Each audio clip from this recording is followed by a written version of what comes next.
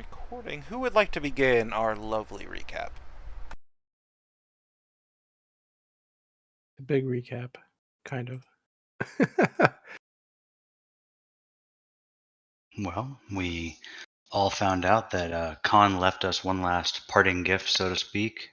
We all got a special item made specifically for us.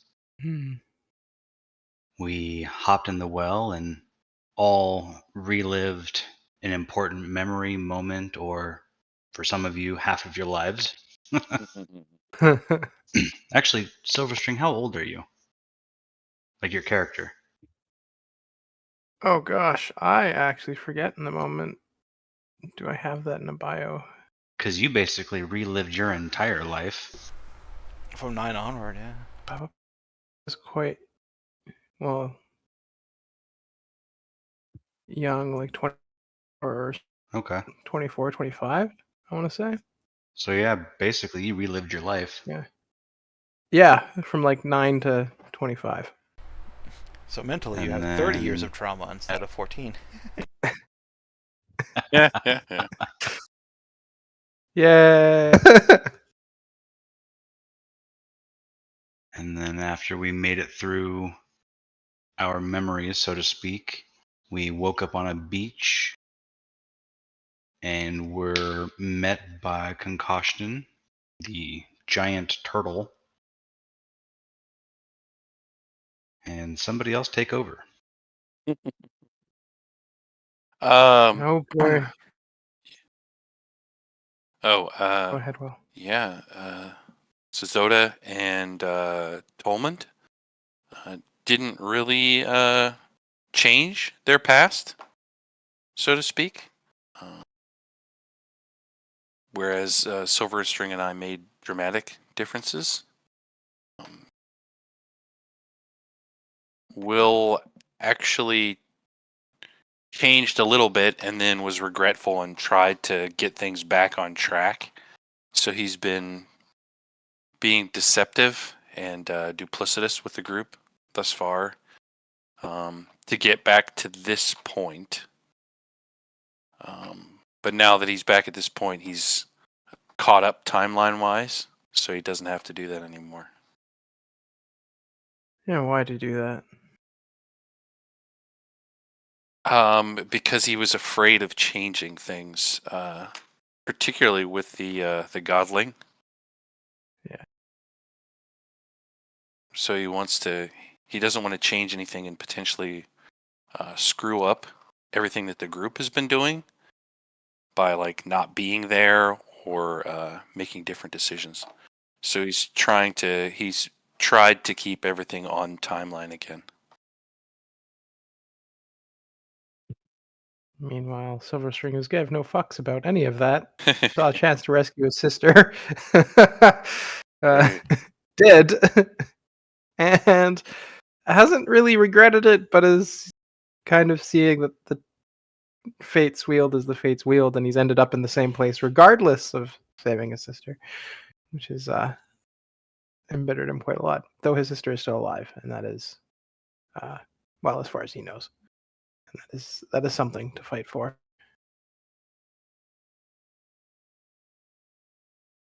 What else has happened? Concussion talked about a great many things. His bones and their purposes. Oh yeah, That he was divine at some sort and point, and divided his divinity into his simulacrums to help find the seedling, like we have, and then two, to divest himself of his divinity so he's no longer hunted by the defilers, as I understand it.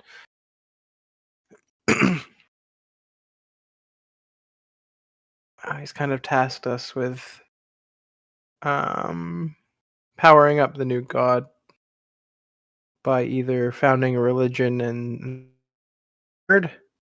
or finding more pieces of divinity to empower Kylos.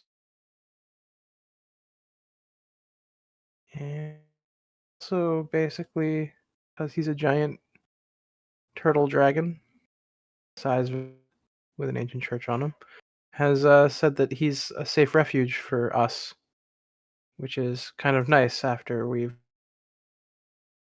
track of Maddie and her flying mercantile. He also promised that he could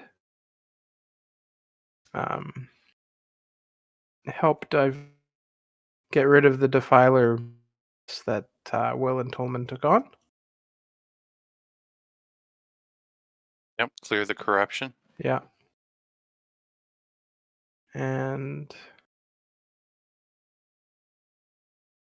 He asked where we want to go, and we picked a place, which was to the land of the live tree and dead tree. The land of trees. Yes, Kolsk. And that general area is where you plan to go, if I recall correctly. You say plan to go with some like menace, and I'm like, are we not going to end up there? Oh, good. It's like back into the astral sea we go. Oh no! It's always more. There's always another crab. Everything Always eventually turtles. evolves into crabs. That's right. I do appreciate the Discord handle of I like turtles, and then only true Zero bitches use Stratcoin. Oh boy. Each Strahd coin is worth like 3 pints of blood right now. It's going up there. That's crazy. This Invest Barovian now. cryptocurrency market. Yeah. What about Strahd coin? I'm in a Curse with Strahd Yeah. campaign, and so now there's a meme in my Discord status that's basically just a Curse of Strahd meme. Strahd coin. And I saw it. Yeah. Good. Oh God. I got advice once investing, which was if your gardener or your postman, I'm a postman, talks about investing into something, it's too late.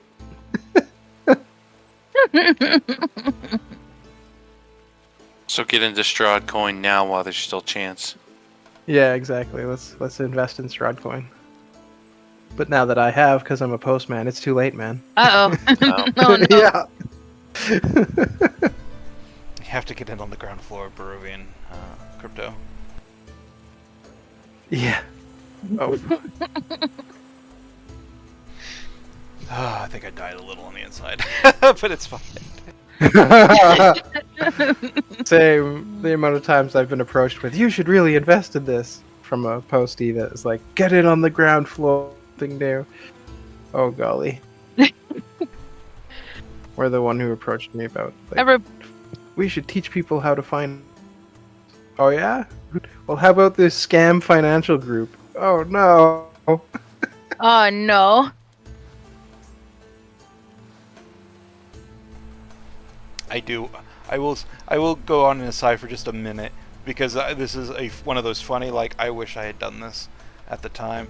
But like over 10 years ago, I did a presentation on Bitcoin for a college assignment and did not invest. Yeah. But I encouraged people to invest in my assignment.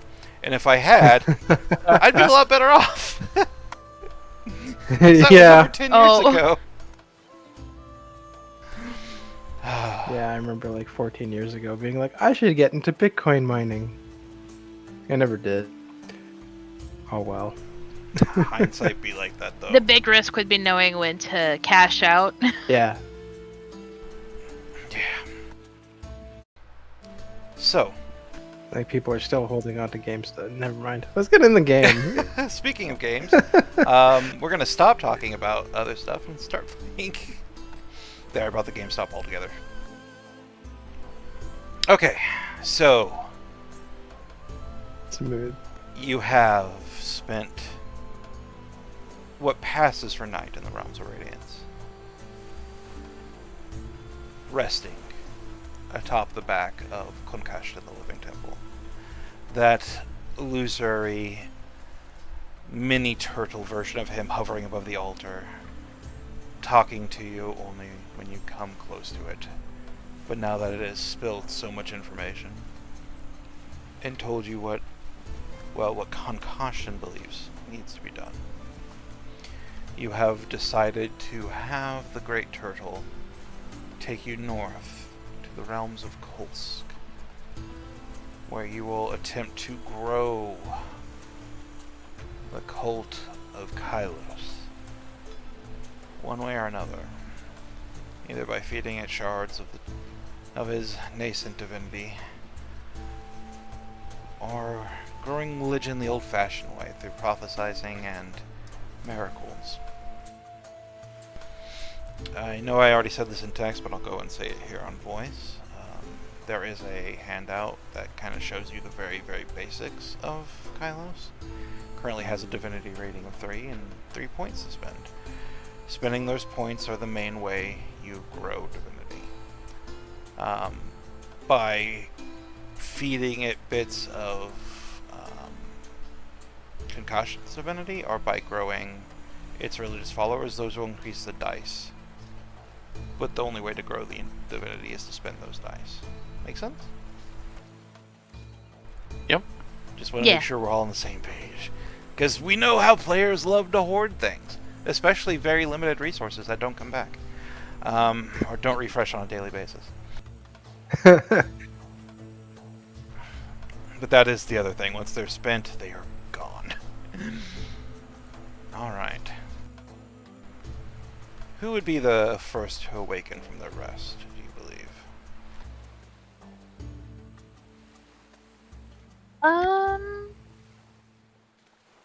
Probably not Tolmond. I could see Sazota as an early riser. Gotta get in that morning training.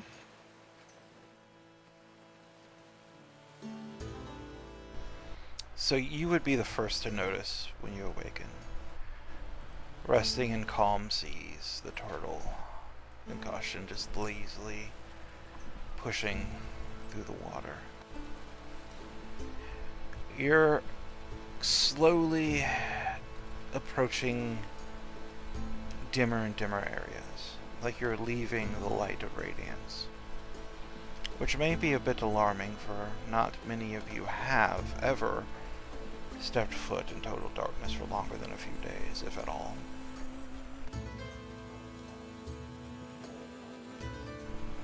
Sorry, I was just reading your message, Silverstream.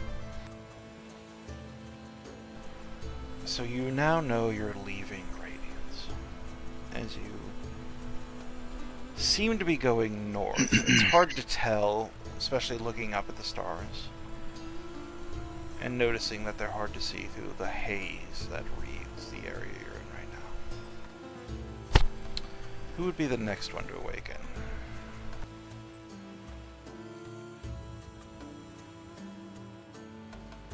Oh, out of this bunch, probably Will. Yeah, I get up pretty soon too. But Oh, okay. Okay, so I our... think I sleep once nowadays.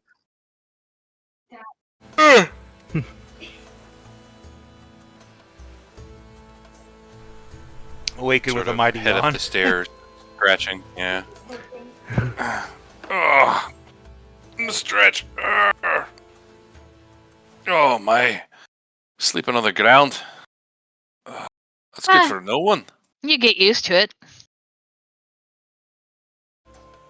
I don't think I want to.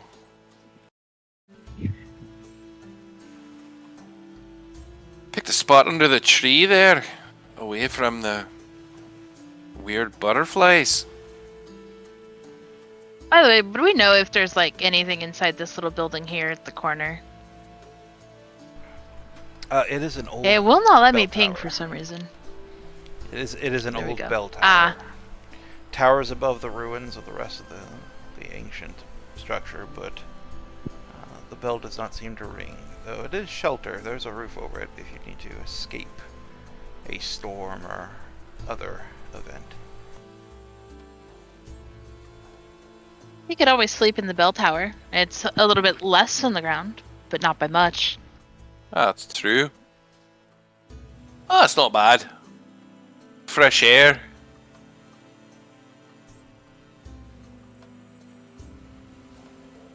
Kind of reminds me of the floating inn. That was nice. Simpler times, those.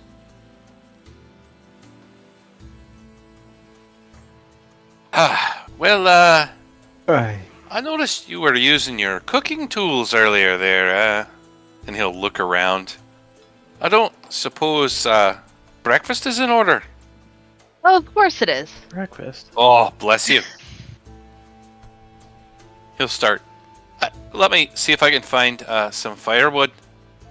And he'll wander off to look for fallen sticks and branches from the trees. I imagine breakfast for the next few weeks is quite a lot of seafood. In fact, that's probably most of what he's cooking, but Sushi. this should be a wonderful lunch, I think. Brunchy? I could go for that. Huh. Speaking of which, do you still have the sky fishing hook? I do. It's cozy today. Excellent. Why is it so hazy out?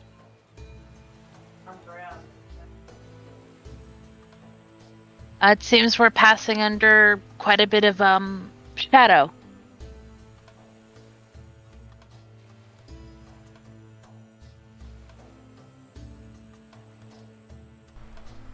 Will's just like walking around like the outskirts of the turtle, or the giant turtle dragon. The butterflies, made of seem like a mix of strange fey energies and wild magic energies, are just.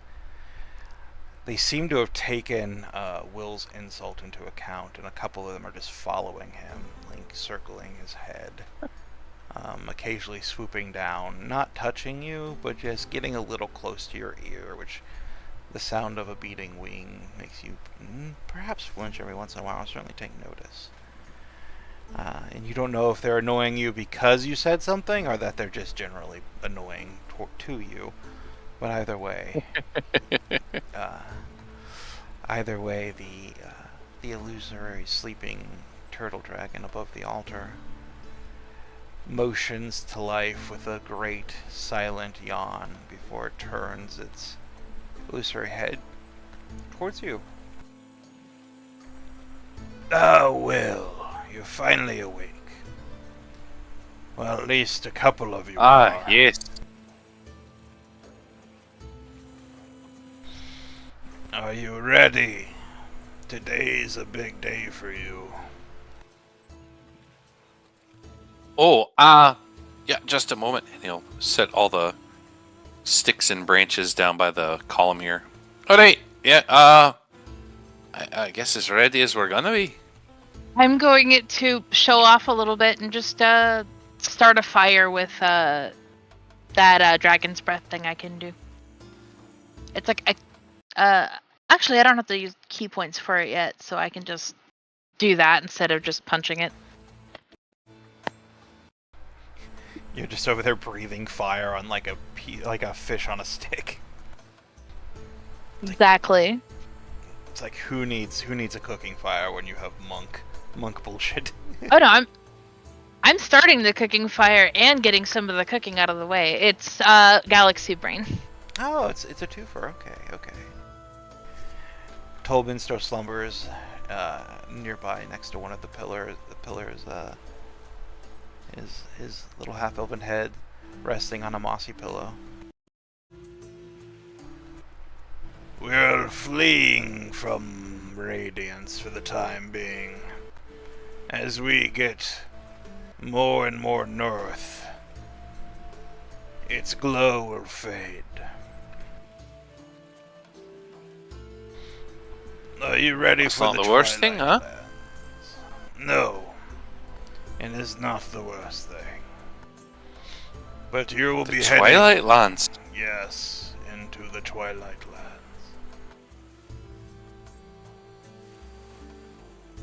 I can't say I know anything of them. What's there to be ready for? Yeah. Well, Kolsk rests in the shadow of the great tree. And because of that, very little radiance touches ground there. Have you never set foot outside the light? We did a bit of work in caves here and there, but well, that was about it. We did get sucked into the astral sea too. Oh yes, was yes, that's true. But it quite was late lightless. there, wasn't it? Yeah. Unless the Graven Lens count in some capacity, then no.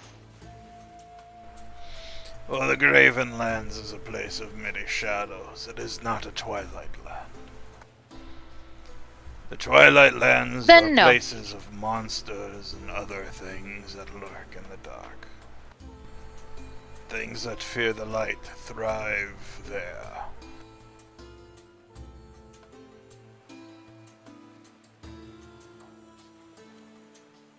Well, to some degree, I guess that sounds like us. Or at least a good place for us, for a time. A good place to hide, maybe, but Oh, monsters not that fear the necessarily light- stay, no. No, let's not make it our home. Not saying I want to build a summer home here, but the trees are quite nice. Good. It is not a place you would want to live, I think. But those who live in shadow and darkness crave the light.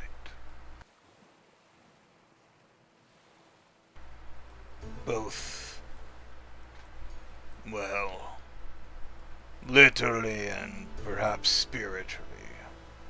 You could perhaps do well there with little Kylos.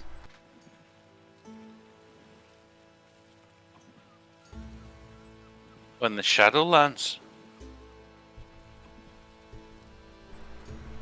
Yes, there are Shadowlands and Twilight Lands. They are not really the same, but similar enough in ways that matter. So you think it'll be popular in the Twilight Lands?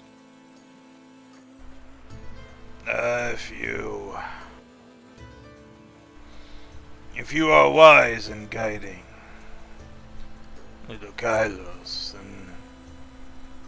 then perhaps you will do well there.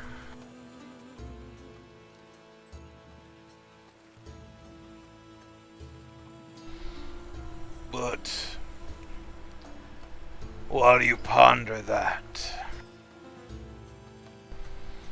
are you ready to attempt cutting away yourself?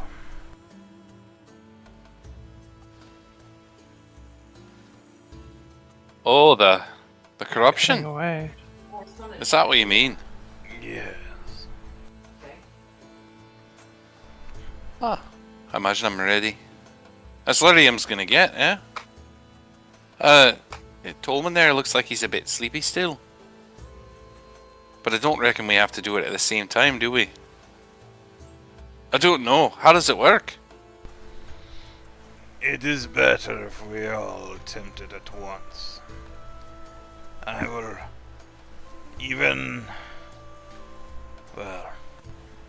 I will invite your friends as well so that they may aid you. Don't worry, Right, I'm, right. I'm awake. Oh, How are we supposed to aid with the alright. stripping of defilerness? I mean, Don't ask me. Will used to be such a goody two shoes. You know, We all have to grow up sometime. as it turns out. I'm glad you've matured. In a strange At least one of sort us way. has.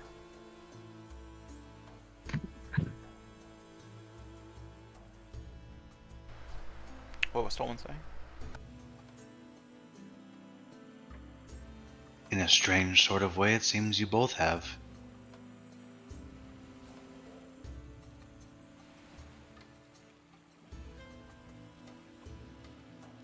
Oh, well,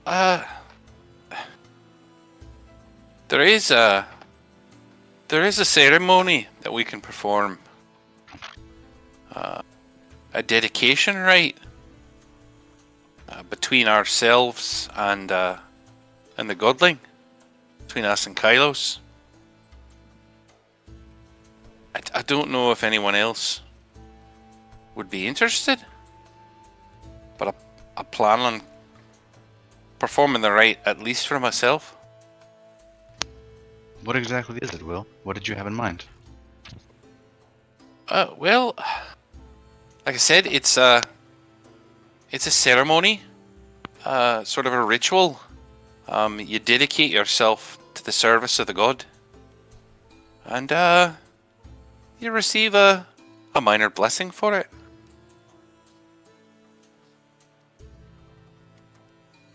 It's more symbolic than anything else, but it is. I don't know. It's significant. Well, You're saying that you're dedicating yourself to his service. Seems like we're That going from small- caretakers to the faithful. that small benefit is then maybe it can be a good thing to give people faith. I think so. Something to hold on to. If you'll give us a bit of a moment, any who are willing, I can perform the ritual. Oh, I'd be happy to. We are here to serve and nurture the little godling after all. A dedication ritual just seems appropriate. It does seem fitting, doesn't it? Okay, well, if you don't mind here, let's see. I'll need a bit of water. I believe we're surrounded by it. Is the turtle, like the spiritual turtle, is there any like fluid in the container where it floats? Yeah, there is it is a floating over just a bowl of tranquil water, blue water. We'll take a small flask and dip it into the water and take some of the water. You should probably ask first. It's okay, I don't mind. I figure where better to get it from than the altar of divinity. You definitely have a point there. All right, well, let's sort of gather up here, if you don't mind.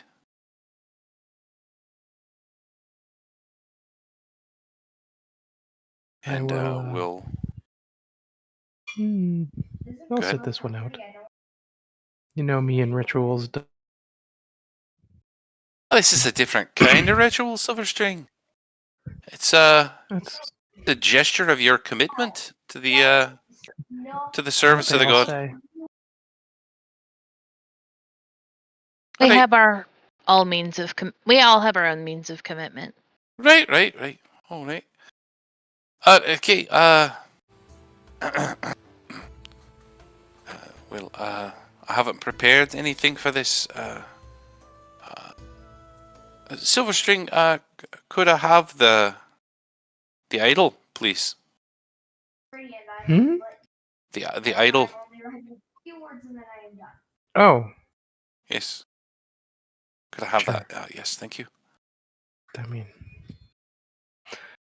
And if he'll. Kylos is in my head, we can communicate. It's good. That's enough for me. Right. And will take the small holy symbol statue and submerge it in the fluid and sort of swirl it around a little bit. This will have to do. The three of us here together have come of our own volition and with a small gesture, an anointing of your heads, will you commit yourselves to the service of the burgeoning divinity that is Kylos? I will. Very well. And he'll take some of the fluid and sort of smear it on each collarbone. And then just take a thumb and sort of brush it across your forehead. There we are.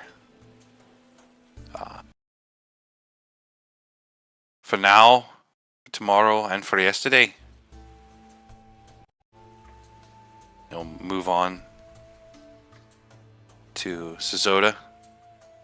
Suzoda, do you of your own free will deign commit yourself to the service of Kylos, the burgeoning godling? I commit myself wholly and of my own volition. Very well. And he'll again do the same thing. Take some of the fluid and sort of wipe it across both collarbones and then across the forehead. Very well. And if you be so kind, whichever one of you, if you do the same for me. And he will hand over the liquid and take the same oaths. I, William Brandt, of my own free will, commit myself for now and for the balance of my days. The godling, Kylos, may we grow his faith. And if you wouldn't mind. Yep. Yeah. So Zoda will do the same thing that you did to him. Dab it on your collarbones, wipe it on your forehead. All right. Well, not much of one for rituals, but I'd say it's done.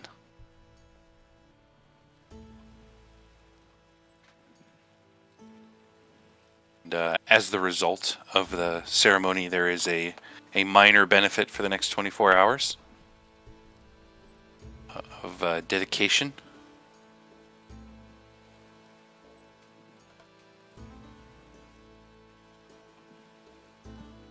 For the next 24 hours, I think it's whenever you make a saving throw, you can roll a d4 and add it to the save. Nice.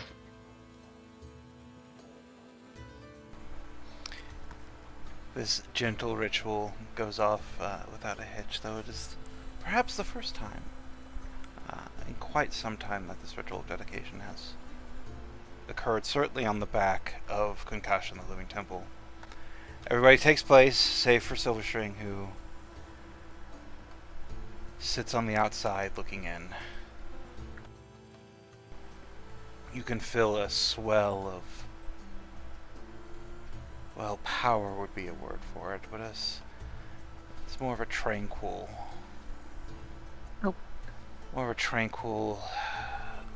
stillness that wells up from somewhere deep within you.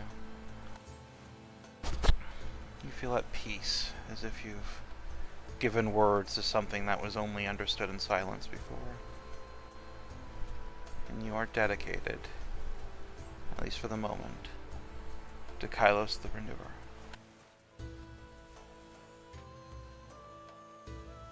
And will just stopper the flask and put it away. For future use. Take it. There's more water where that came from. Oh. Thank you, friend. You gain a flask of holy water. Oh, nice. Oh, at the very least, that seemed like a nice ritual. Oh, Better than most I've participated in, so. It's, I thought it best not to involve anything, I don't know, dark or untoward. Sharp or stabby. I don't think this is that kind of a deity. Thankfully. No, they call me. Although Would if not we'd be made as, different choices. I guess maybe I'm glad you took the defilement. Not something to take lightly.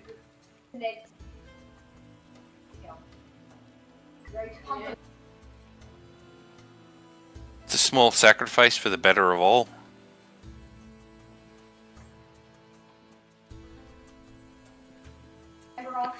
You know my complaints. What is the price of us? But guys.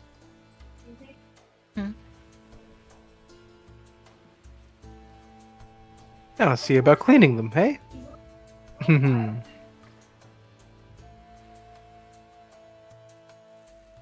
I'm sorry, I missed that. Just something about cleaning them. Well, yes, let's wash away that defilement. Oh, yes, Yeah. yes. That's including the two of you. Right. Cashton's mentioned away, right? Ah, he has, Uh, he has. Sure, it's easy peasy. And that, Just like taking.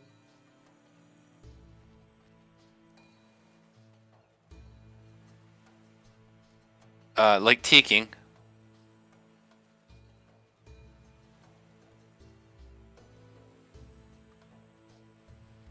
You were saying.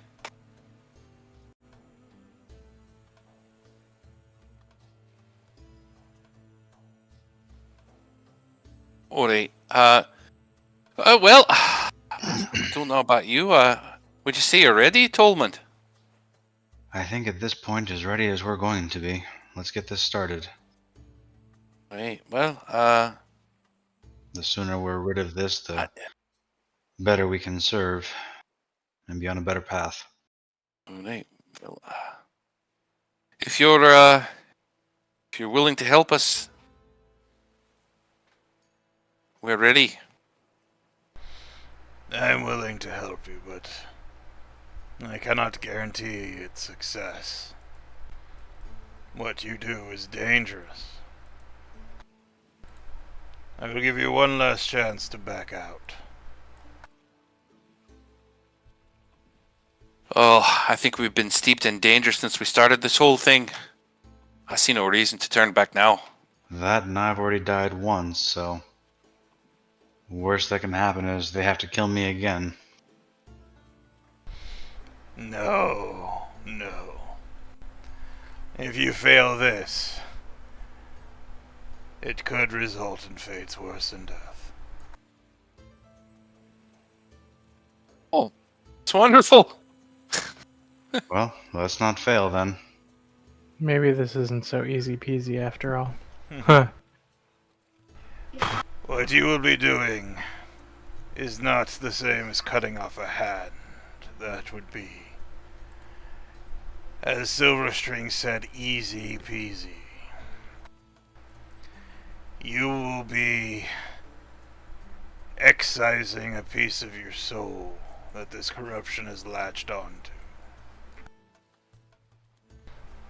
And if you mutilate your soul, it is not an easy fix.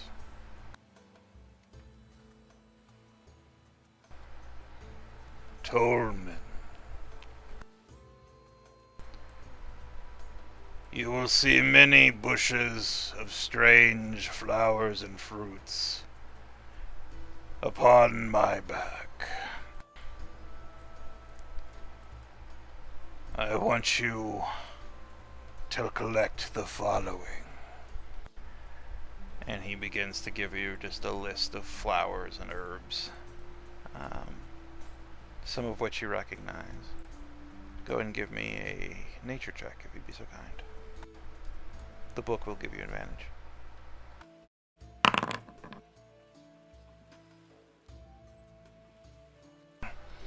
Oh, we started off with some great rolls. You've heard of the flowers, and you've heard of the roots. And essentially what Concussion is asking you to make is an extremely potent hallucinogen. At least all the ingredients for one. DMT. No, no, no. It's so much more magical and powerful than anything we would have in the real world. But it is one of those concoctions to where if you mess it up, it could easily result in terrible things happening.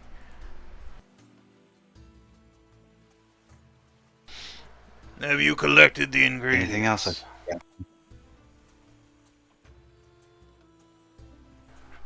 If you have, you know what to do, Tolman. Brew enough for 4 people. I will not require it.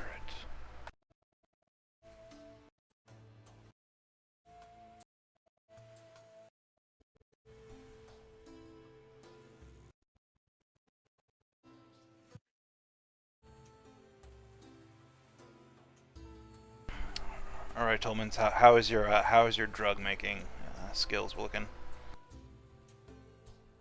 Well, what would you like me to roll for that one? Would you like nature, medicine, arcana? None of those. Alchemy, if you have it. That is not something I have. Then it would be a straight intelligence check. Which you're good at. Okay.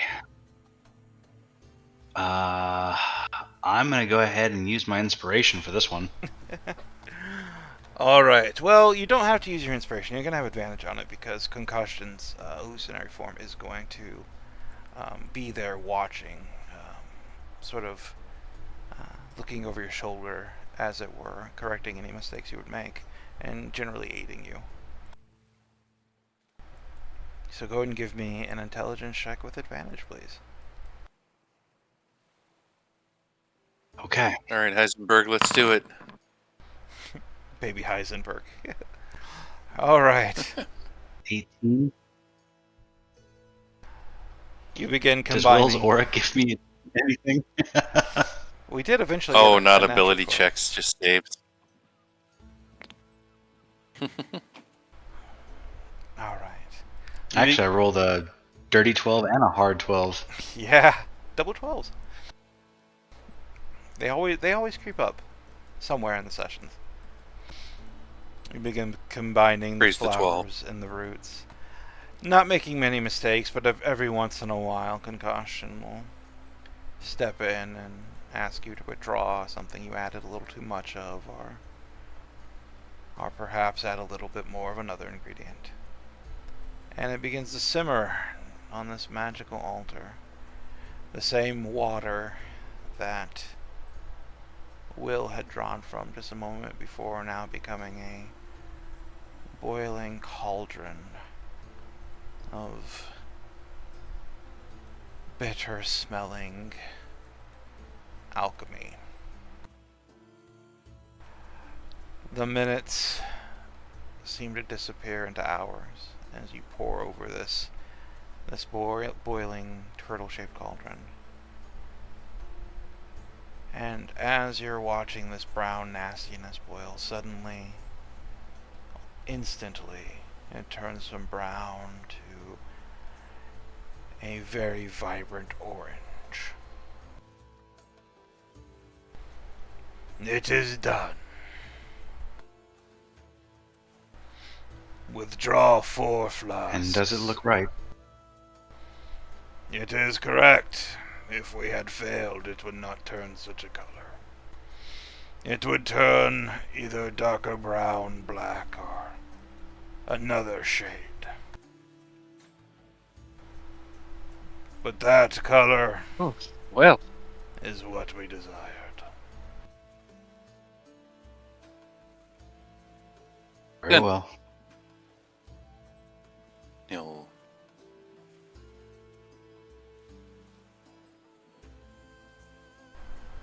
And you said 4 flasks.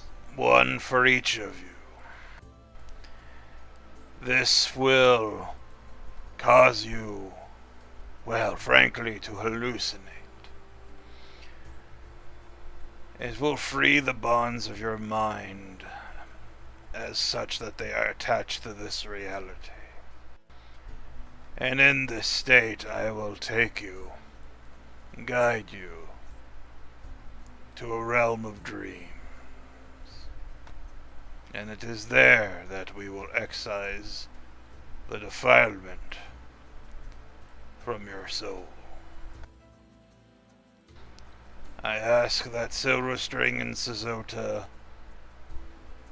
also partake, so that they can offer whatever aid they can in this place of dreams. No, it's like going back to college. Right. So you want to do some drugs and help me carve off a piece of my soul? No big deal. Oh, that's sounding real ritual now. For you, I will. I will. All right. Let's get you squeaky clean, my man. I don't know if I'll ever be that again. Or if I ever was.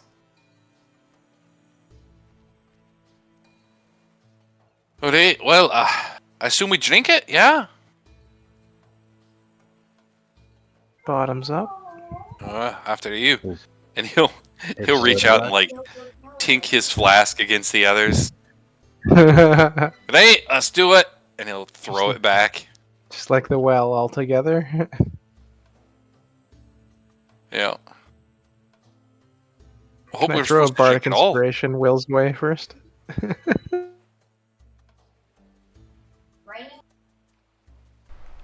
Alright, you hand out inspiration just to Will?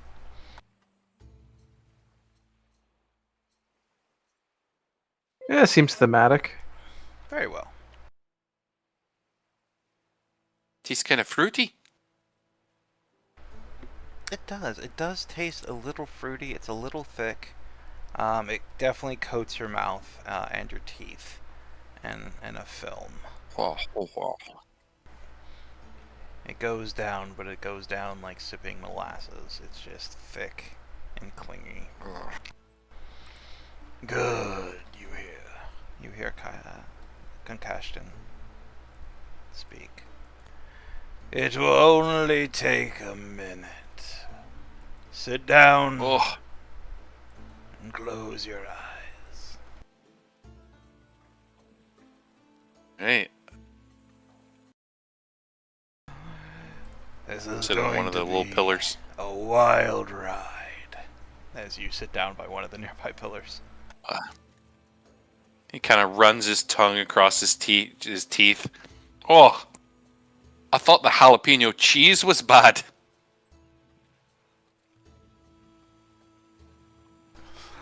The insults I suffer from Mama Maddie's jalapeno cheese flavored alcohol.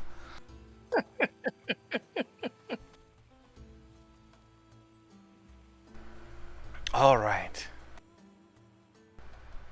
You sit down, leaning against the pillar. Each one of you doing your own thing. And then you feel like a disconnect. As if your brain is no longer really connected to your body. Your body is this foreign thing that refuses to listen to your inputs.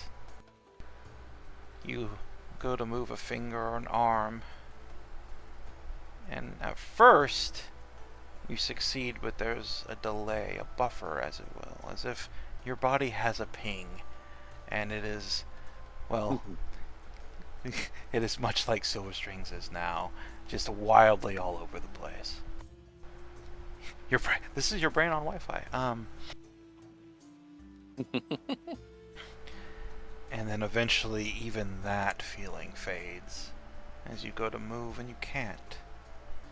Your vision stretches long and wide, not being able to focus on anything, and it's as if the moss itself seems to writhe and crawl along the ancient stone floors of this once grand cathedral. Your eyes grow heavy, and you can't seem to keep them up. You just rested. You're awake, you have energy, but then there's darkness. A familiar... All right, I'm sorry. Go on. Sorry, I'm back. What did I miss? Drugs. Oh, we're doing drugs. Oh, okay, cool. I never heard you say you were leaving, we're so I was triple just... I never paused, my bad. I had to rush. I piped BRB.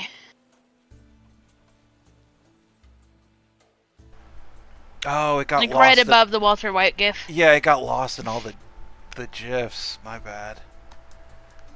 Yeah, you're, let's see. Tolman made hallucinogen, drank the hallucinogen. And now you're, basically going to use this hallucinogen to enter the dream realm and begin doing surgery on your soul. Or at least Tolman's and, Oh, Tolman and Will's. all right, cool. No need for a save on my end, or No, you knew what you were getting into if you drank it, pretty much. And Okay. yeah, We concoction. imbibed willingly. Yeah. And concoction's bringing Silver String and Sesotho along so you can aid the other two, because they may need it. Potentially. Most likely. It's a skill check. They're definitely going to need you. yeah.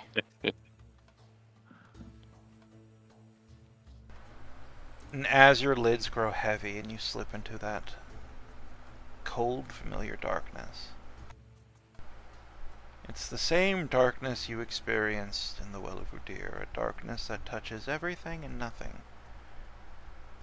It's like the shadow of time itself. But where in the Well of Udir you saw flashes of your past and could eventually interact with them, and here you see flashes of dreams you've had, of old hopes, old nightmares, just sitting behind this thin veil of shadow. And then you find that your body, that was once ignoring your commands, now listens to them. And you see light. You all five of you, for concussion is there too, find yourself in a small meadow surrounded by a bubble of this shadowed memory, shadowed hope, dreams, and nightmares. In the center of this meadow you found yourself in is a single young sapling.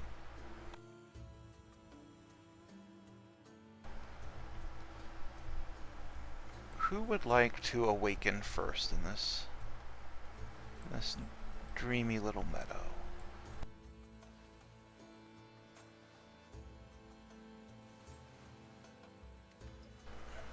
All right. Who's done the most drugs out of all of us? Be most used to this situation. That's a good question. Will. I like to think, well, he's straight laced. Yes. I don't know about Zaz. As a monk, maybe very straight laced. Maybe one of those No, kind of he's- monks. He's know? not one of those kind of monks. A lot of monk. How many drugs? But maybe. How many drugs is 2 lifetimes worth of trauma Helps with meditation. done for Silver Streak? Yeah, that's what I want to know. Oh, jeez. Khajiit has Ah. Skuma.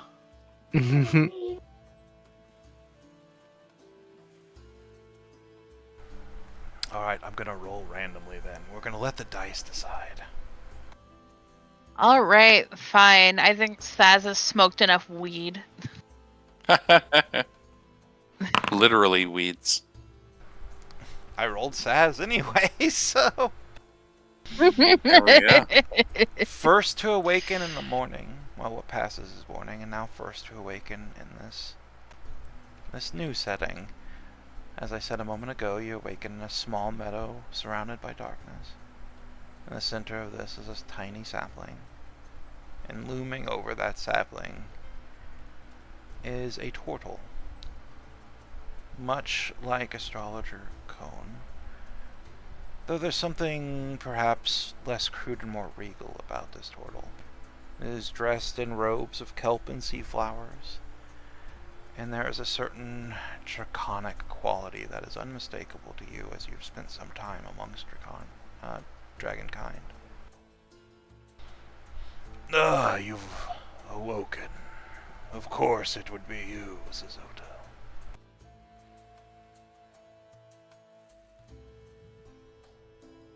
I see you've joined us as well. I am here to guide This is you. quite a nice little meadow you have. Oh, this isn't my meadow. Sorry.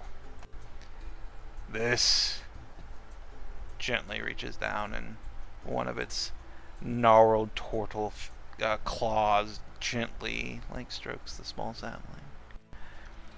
This is this realm's representation of Kylos. I thought it fitting that they be here as well.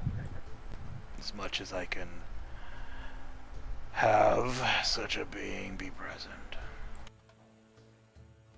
It's lovely, rather fitting.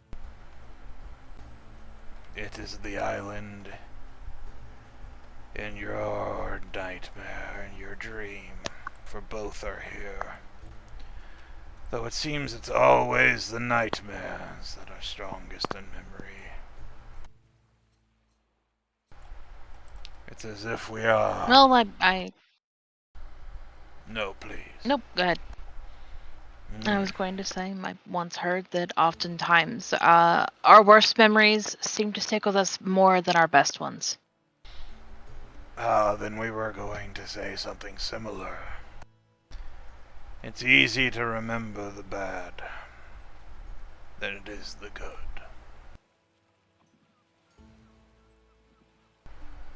Take a look at yourself, Suzoto. Have you noticed anything different?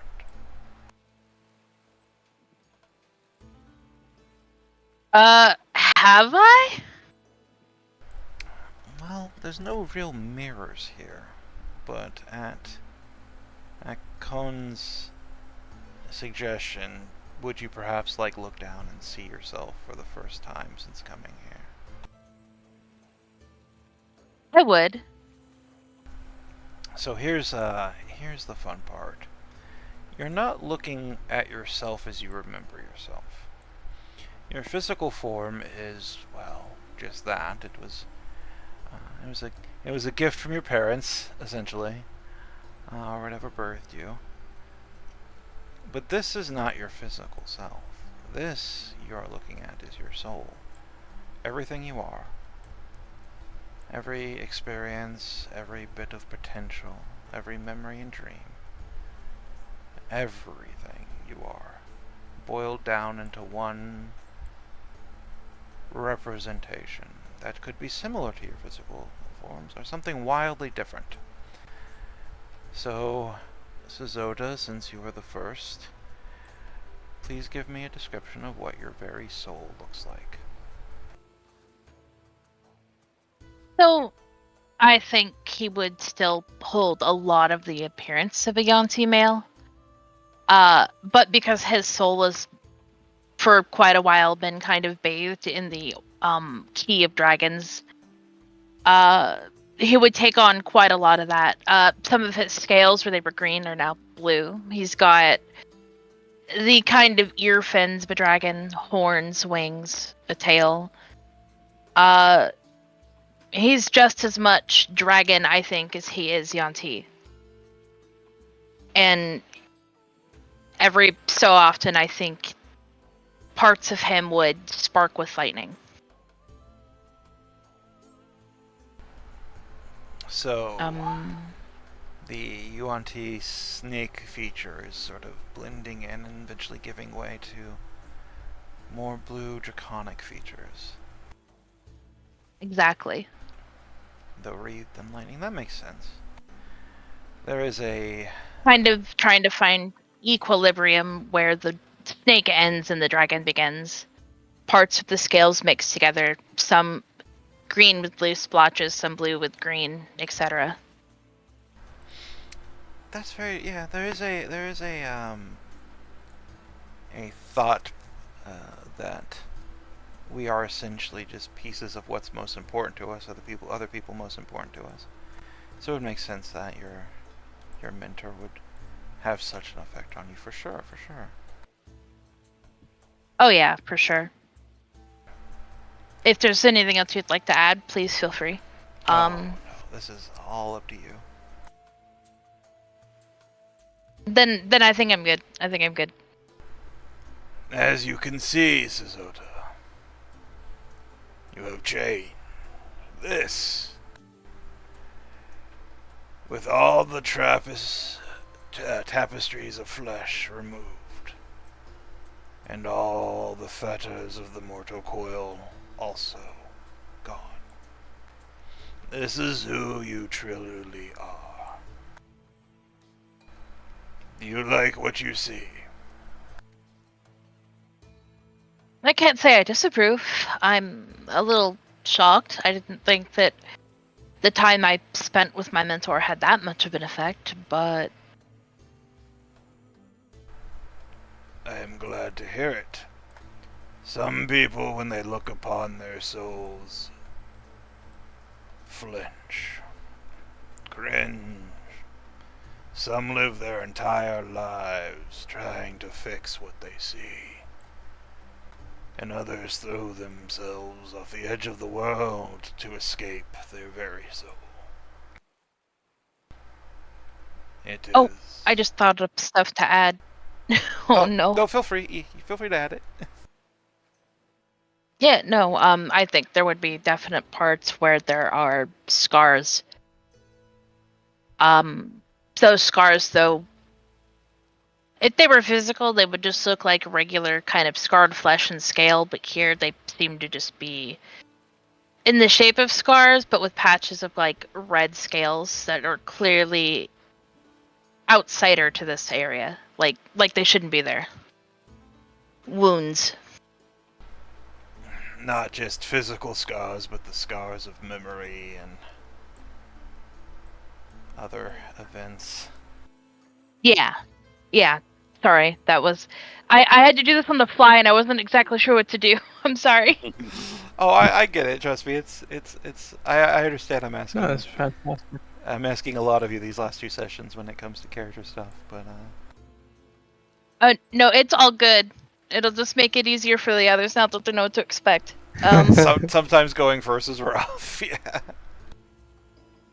Yeah. Yeah, really. But no, that's it. I think that's it this time. So you look at yourself, and despite all your scars, you see something that you understand, accept, and even approve of.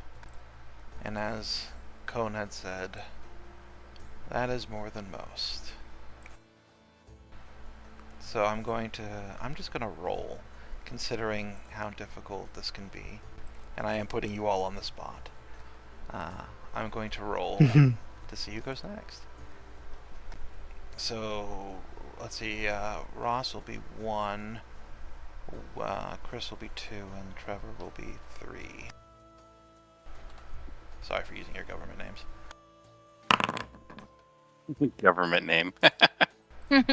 All right. So 1 would be Silverstream. Alrighty. Silverstring, you awaken to see both the regal kelp-robed turtle that looks a lot like Astrologer Cone, but you also see Sazota. And when you look at Sazota, you can see all the differences that were outlined. But you know, there's something about you that just knows that you look at your newfound friend. You recognize this person, different though they are. Ah, The other non-defiled one has awoken. Perhaps it's saying something that the other two rest for their soon-to-be ordeal. Welcome, Silverstring, to this meadow. Where are we? An island granted us by Kylos, and a sea of nightmare, dreams, and memories. What do you see when you look at yourself, Silverstring?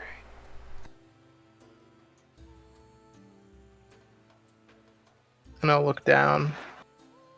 And hopefully I'm not fading too in and out, but I'll look down and see that there's I'm in my 9-year-old body.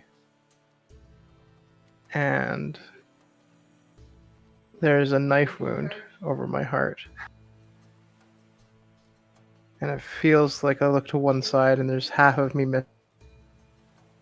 there as if invisible, right? So it's not just half a person or half a soul, but that I am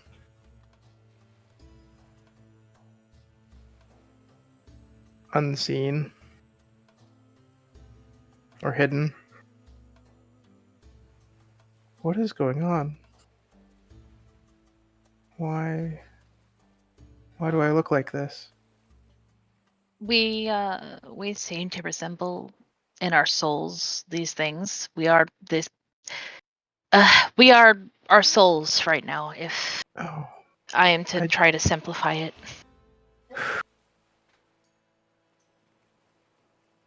well, it's good to know I have a soul of sorts. Yours looks good.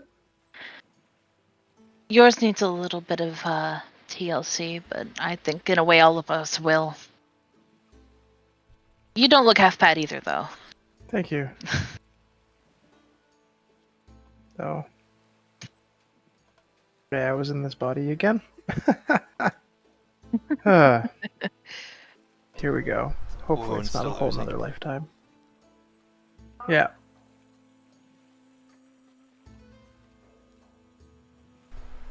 And how do you feel about seeing your soul represented as such? I mean, it's a bit painful to see, but it's nice that I have one. So it's not bittersweet. It's kind of like the opposite of bittersweet. It's like, oh, this is not fully, it doesn't feel fully a soul, or it doesn't feel fully there. But that it exists in the first. You know? Yeah. And there is that thought, whether or not it invades your mind would be completely up to you, but there is that thought that it's like once more, no matter how much you run from this incident that defined you so thoroughly in your youth, it is at your very base what you are. Everything you are has sprouted from that incident. And even though you went to the past and changed so much, it is that one moment that defined you. And you bear the wounds from it, as your soul's very heart is bleeding. What it would take to heal your soul, well, only time will tell.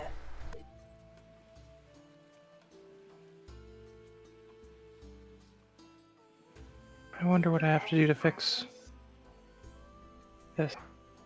Hopefully we can find that along our journeys. It's nice to know. Obviously I'm in in bad shape. Some wounds run too No. deep. to ever heal. That would be unfortunate. The soul of Cone gestures over to Suzoda. You can see that he too bears scars.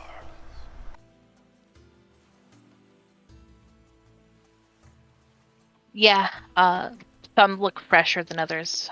One specifically looks like it's perpetually fresh. The only real difference is that instead of marred flesh, it looks like scales.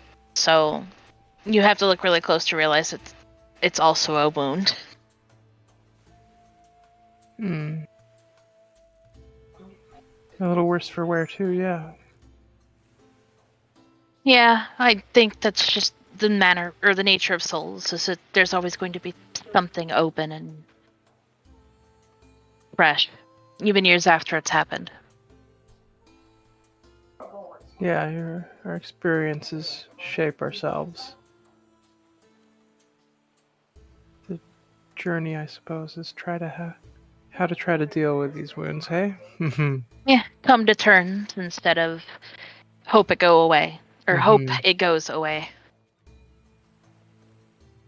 Oh, we get to see what kind of Black Ichor will be standing Tolman and well now, won't we?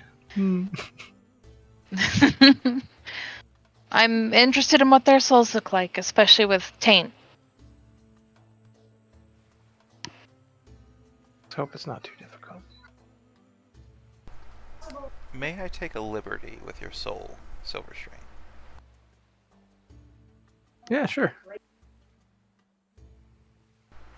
So there's half of you that Absolutely. is unseen.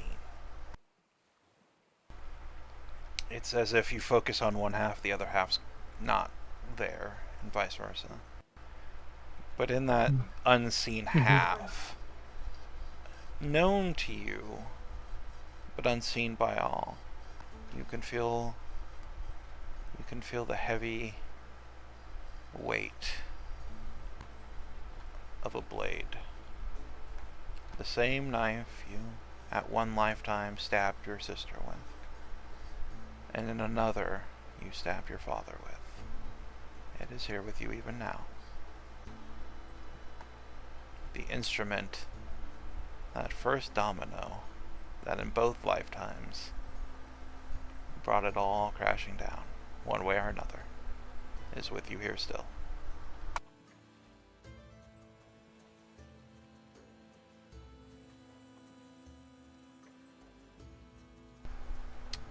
So, Yeah, but I.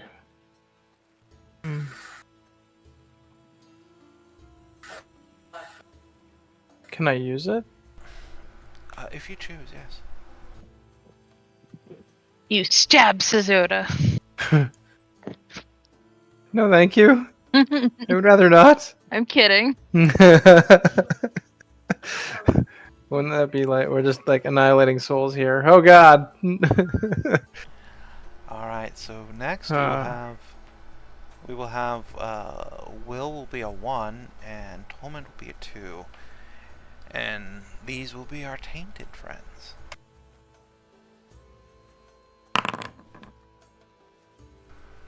That is another 1, so that will be William. All right. So Will awaken and go to sort of hop up from the ground, but he's finding it incredibly hard to stand.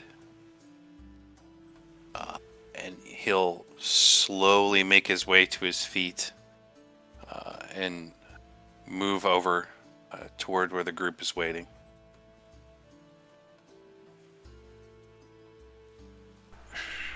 Welcome to our little gathering, Will. It's good to see you. Hey. What do we do now? First, you must take a look at yourself, as you are. Only when you know yourself can we begin to change yourself?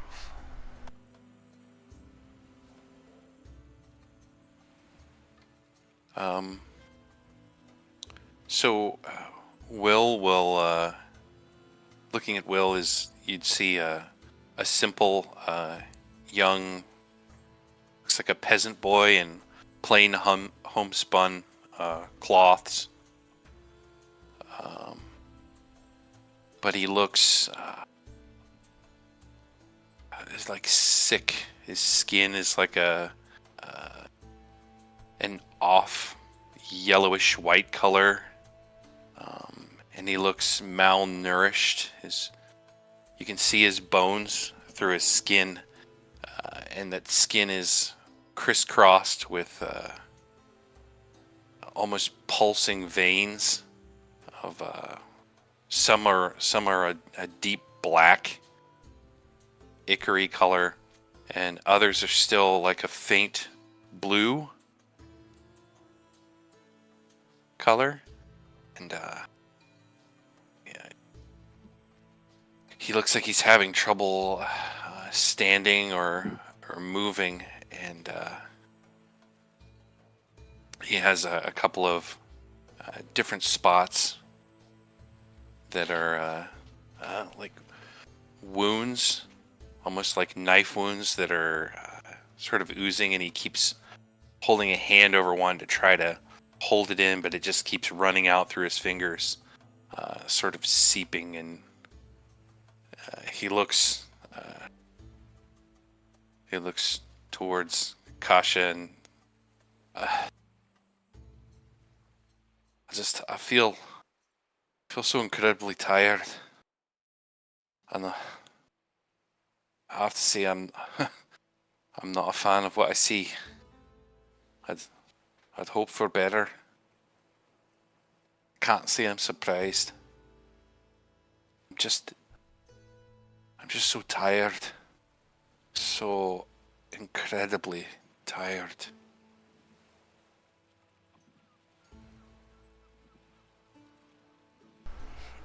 The soul of Concoction reaches out and puts a fleshless hand on your shoulder. So is everyone who does as you have. You've put the weight of 2 lifetimes on your shoulders. That burden wears on you. As does your... Well, your soul is attacked by 2 entities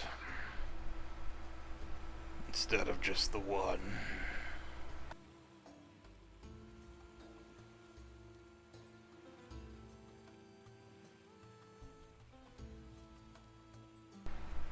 Do you have the strength to do what's necessary, Will?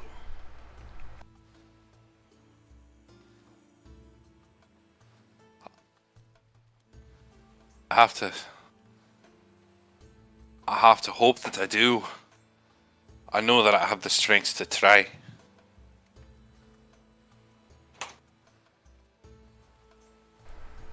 Good. I hope and pray that it is enough.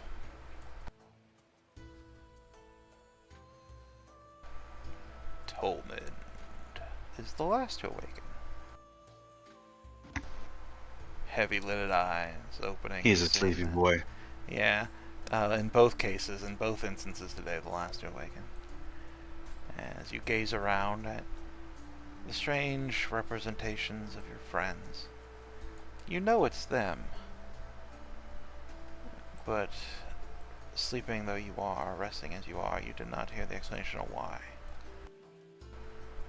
Tolmond, stand and come here.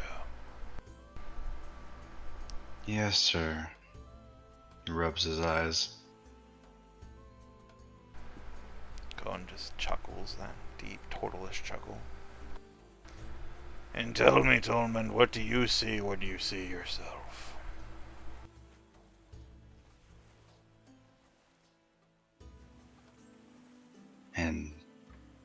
Tolman starts to examine himself kind of head to toe. And what he sees and what you see before you is a dark silhouette with a small light emanating from his chest, with flickers of elemental imbalances, a tremor at a step, a flicker of fire at the fingertips, the occasional sound of thunder and the crackle of lightning. I see darkness and imbalance.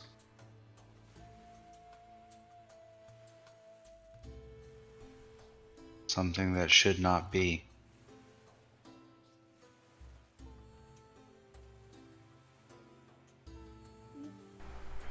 And do you have the will to balance yourself, Dolman? No one would judge you, or will, should you decline this task. I have to try.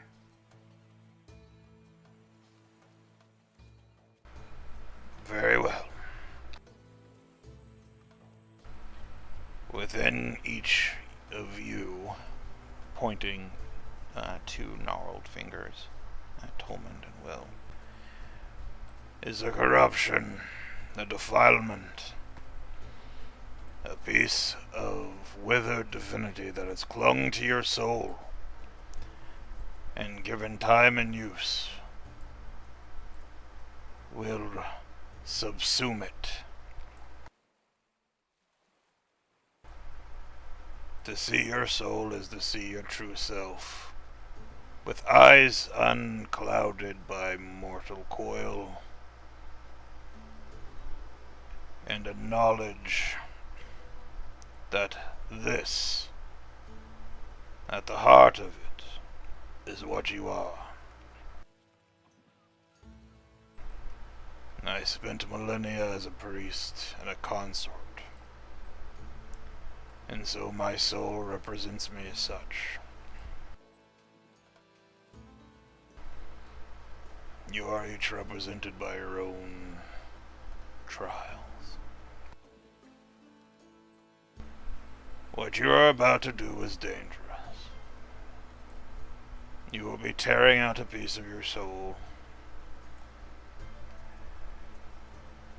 and praying that the rest is not mutilated by it. Understand, if you fail, you will simply remain corrupted. But should you fail spectacularly, this can change you beyond our understanding. Maybe even kill you. Or worse, leave you a soulless husk, unable to do much in the world around you.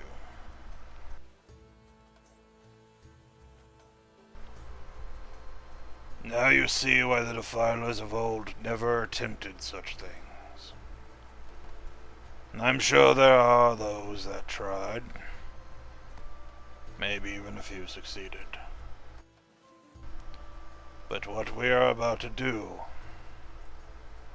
well, in all my millennia, I have never seen it done.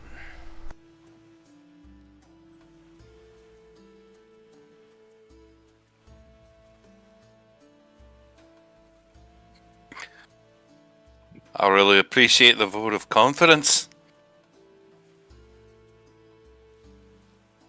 If anyone can do it, it is you, Will, and Tolman. You guys have both been through the ringer, as it were, and come out the other end. Can fine.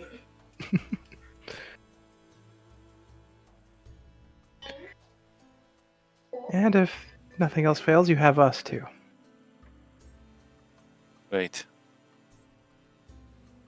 Well, that is that's more than I had when I started this all. I wonder what you would have looked like before taking on defilement in the blue, hey? I don't know. I I guess we'll find out. If we're lucky.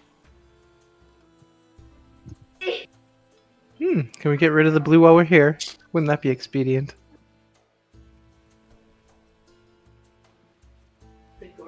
Let's just make the it's never been done too. It's never been done times 2. Bigger go home, right? I could help maybe by playing the Angyalke song in regards to the blue. Let's see what we're dealing with first. Right. Well, what's the next step? How do we carve this corruption away from the bone? Well, strangely enough, he gently pats like the baby sapling. And standing in this meadow with the weight of what's about to happen weighing down on all of you. There is no sun here, but there is light. And there is no wind, but the scent of flowers hangs heavy in the air. And there is no sound anymore. But there is music. And you know that this is something you must do yourself, aided by your friends. But Cone can only bring you here. It is you who must grip the knife.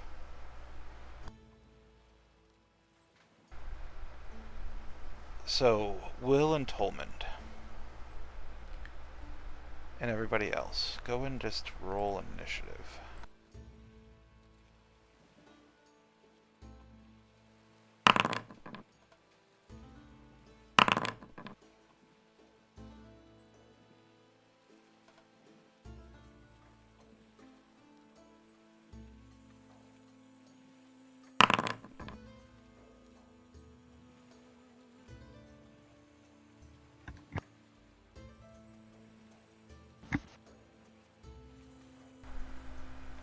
Once Ross rolls initiative, we will be fitting that Charging a bit. the two that will be carving the soul, as it were, are the reactionary initiatives.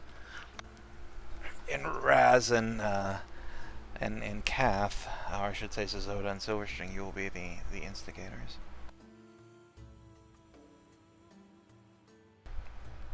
I'm going to lay out the mechanics of this skill check because it's the hardest skill check we'll have ever done. So, normally I don't reveal the mechanics of a skill check per se, but this one is hard. In this skill challenge, the difficulties are 20. I think previously the crab was the most difficult one at 16, but the difficulty on these ones are 20. Other than that, it's the same as any skill challenge. Any skill that you think of that can help in this trying time is usable. And you need 3 successes out of 4 for that round to be considered a success. Each round in this place is a week in the real world. Oof. You need 3 rounds to succeed. If you get 3 rounds of failure, you will have lost your only chance to excise yourself of this curse, of this defilement.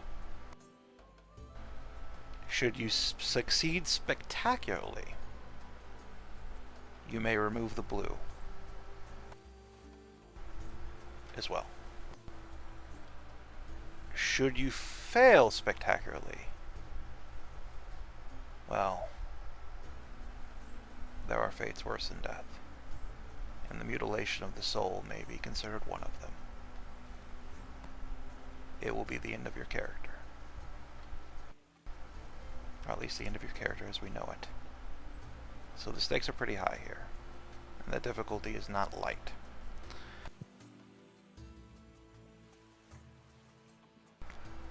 Yeah, I think I was kind of lying when I said it was going to be a chill session, guys. I'm sorry. Chill for me. You lied to me.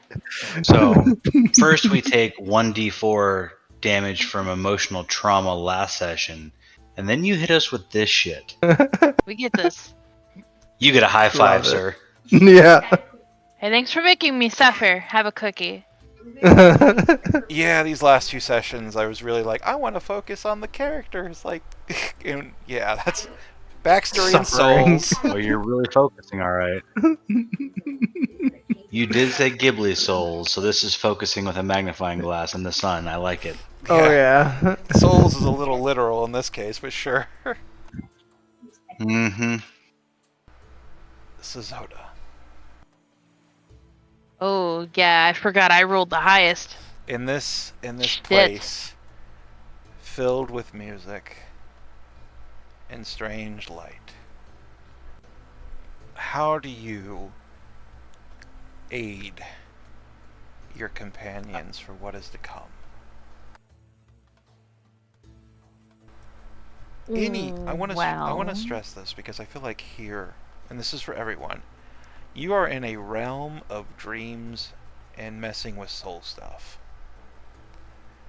You do not need to be bound by reality when it comes to using your imagination.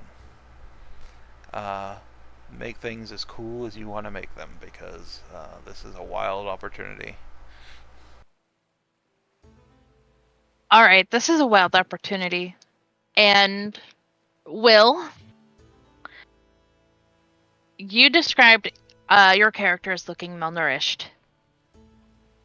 Zoda comes from a background that he would see somebody like that, and his first instinct would be to provide. I think one of the important things of nurturing the soul is to provide it nourishment. I think one of the most nourishing things that you can do is make somebody a home cooked meal, given spice and flavor. And while he doesn't know the traditional foods of your home, he understands the traditional foods of his, the comfort foods of his. I think that in order to nourish the soul, to give the soul strength, I think that a spiritual banquet of sorts would be something that he would whip up for the both of you, but especially for you, Will, to embolden you. Might I roll chef's utensils for that? Absolutely. Yeah, go for it. Oh, that hurts. 16. You begin to prep this meal. The sapling, the representation of Kylos, growing fruits, raising vegetables from the meadow as you need them, with just a thought. It is a wonderful meal. It's a gorgeous meal. It is nourishing. But considering the mechanics involved, it is ultimately a failure. So for this, And I forgot to ask if we had like inspiration. oh, you always have inspiration. Probably because not. Yeah, you always. Might I have re-roll? You certainly can, but also note there is 2 more rounds. At least you have to get at least 3 rounds of success. But if you would like to re-roll, feel free. I would like to re-roll. Aw. Damn it. That was a bust. Oh well. I tried. And so you feast on Suzoda's meal, nourished as you are, ready for what's about to come. Silver String. How do you aid your companions in this trying time? 2 years. Okay. If Sizoda's trying to help Will, I will go over to Tolmond and present him with my knife. You have quite the storm. Well, fire. You have quite the cacophony going on inside you. I'm not sure if I can. I want to help guide you through it. So, remove from within. And I will, if I can, would like to cast protection from evil and good on the dagger, Complete Liar, to try to, like, when we go in, sequester and separate the defiledness from being attached to the goodness of. He is a good. He is his own detriment, a good person. To your own detriment, sure. Go and using the Clylar, go ahead and give me a performance check. Okay. Can I use the lyre as a musical instruments check? You can, yes. Yeah, okay. Click. Oh. Success! The curved, crisp blade, that representation of your soul and the gravity of the actions that you've accomplished with it, is pressed into your friend's hand. Wreathed in your own power, so that they may cut a piece of their own power away from them. You feel confident that you will have bolstered their actions with yours. Excellent. Can I also try to inspire him? You can, yeah. Any class abilities and stuff you can use here as well. Okay.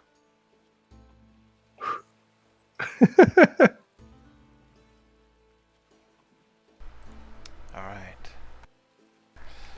Now here's the fun one. Tolmond, how do you begin to excise this foulness from your very core, your very being, your very soul?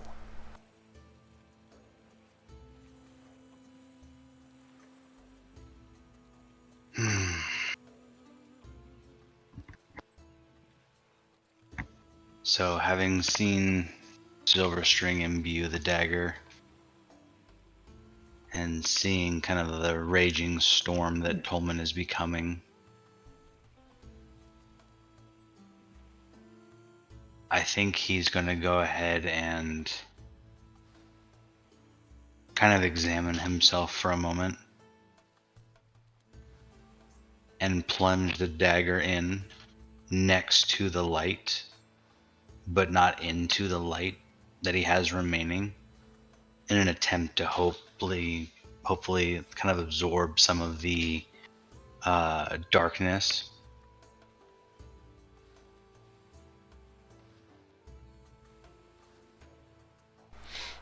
Alright, well, what skill do you think would represent stabbing yourself with a soul dagger? At that point, I kind of figured just a weapon attack, and if I can, in a weird sort of twist, can I also cast Absorb Elements to kind of help calm the storm? Absolutely, sure. Alright, go ahead and make your weapon attack, sir.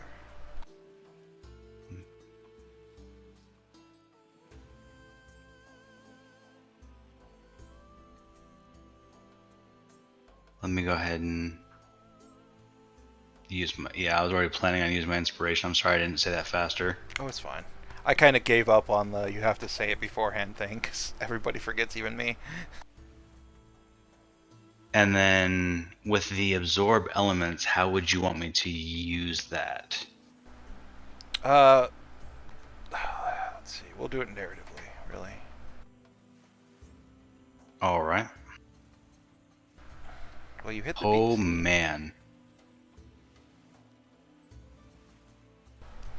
You plunge the dagger into the darkness surrounding your heart.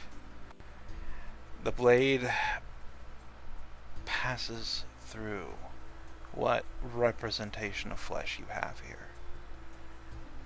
And it is strange, to say the least.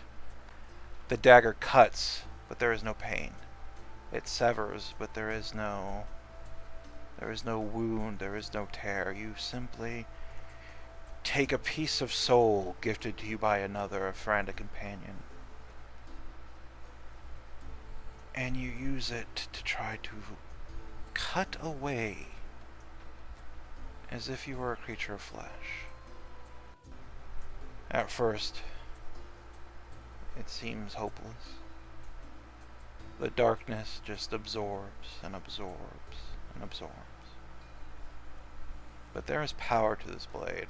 There is not one but 2 lifetimes of trauma nestled within its curves. And you use that. You call upon the memories. You call upon the evil. And you throw that against your own. And these 2 bits of darkness, one yours, one another's, begin to feed on one another. And while you turn your magic, which is very much a part of your soul as anything, onto it, attempting to absorb the elements, the storm within your soul does quiet just a little bit. But it seems like it's more from the familiarity of casting a spell, something that you've been doing for so long, or studying to do for so long. That is almost as if it's like meditation to you.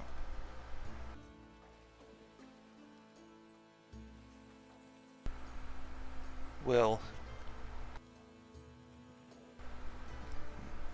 how do you Yes. attack yourself? How do you rip apart your own soul?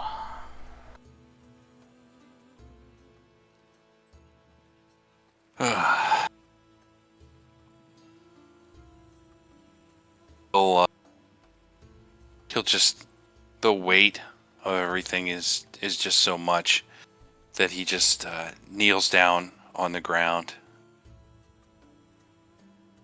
and he looks at the simple fresh growing sapling. He says, I've held everything in for so long. I can't hold it back now. He'll take his hands away from his side and the wound in his chest, and not just taking them away and stopping them from oozing from his fingers. He'll just actually just kind of lay back a little bit and just let them run, and he'll actually squeeze and try to force the corruption from his veins, just sort of bleed it out. We're gonna go with athletics. We're gonna try to physically shove it out. Very much like Will, that even in such a metaphysical situation, the first thing he relies on is sheer physical power. Alright, give me an athletics check.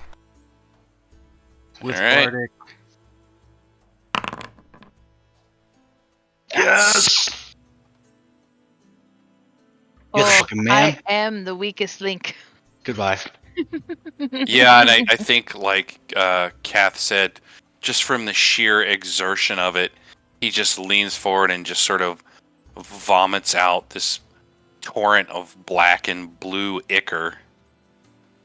And it just sort of pours from his mouth and nose. And, it sort of leaks from his ears. Oh, whoa! Oh, oh. That's a start, isn't it?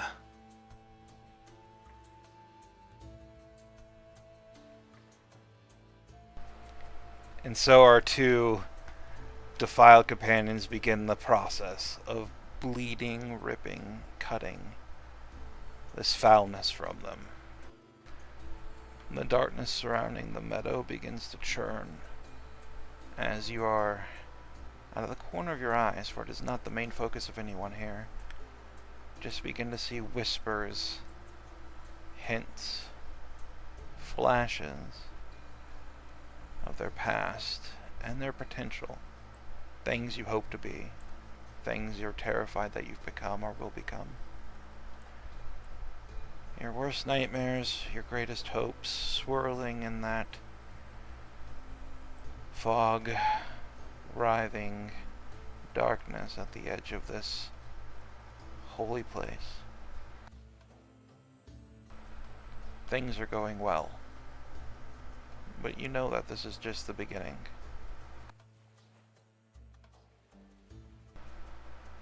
Suzoda, you look down and you see Tolmond, a dagger, slowly cutting away a bit of his soul, even as blue and black ichor begins to pour from Will. How are you helping them? How are you aiding their plight? For even though you know that it's going well, at least initially, there is so much more to come. And I group, hadn't wasted my inspiration. our group has so very little inspiration left to them. Well,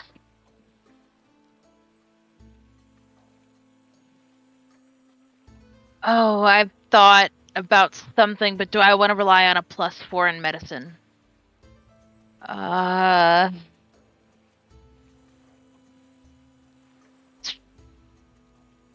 So I might actually try to go for a two-parter on this one with Tolmond here.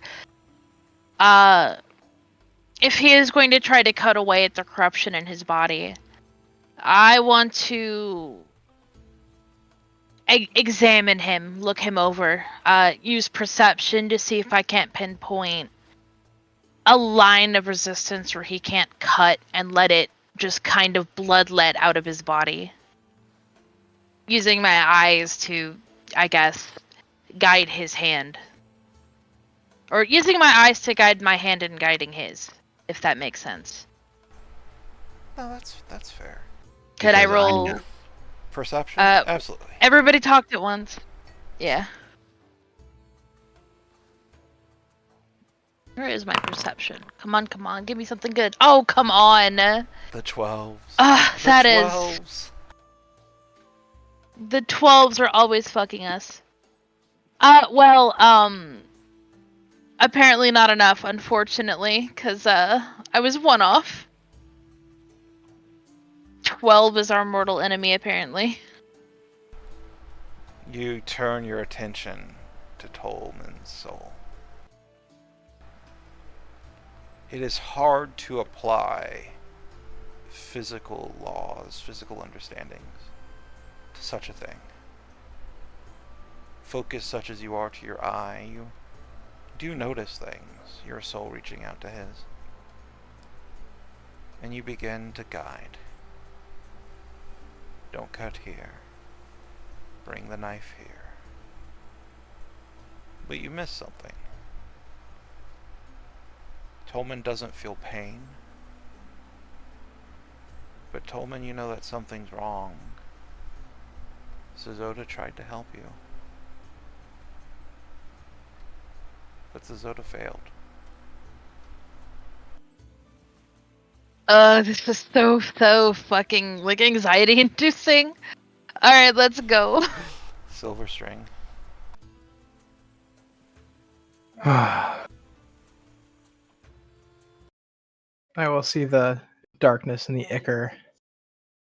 Kind of like maybe alive on the ground, vomited from Will.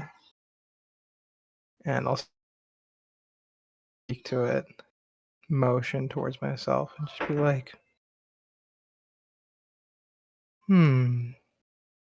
how do you feel towards somebody who's also injured and oozing, darkened? Would you like to come to me instead?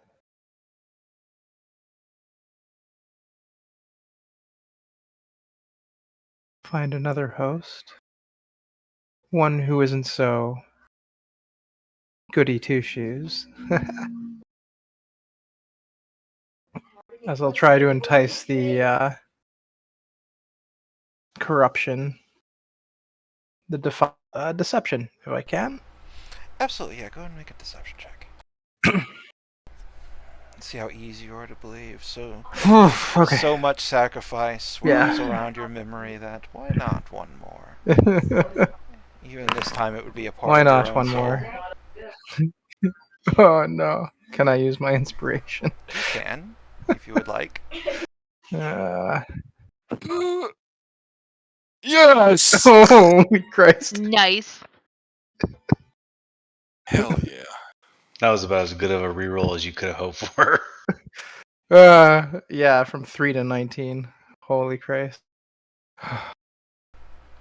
The darkness responds. And I'll just pass it as. There is so much sacrifice. Why not one more? This time of your soul, of yourself. The darkness roils within Will.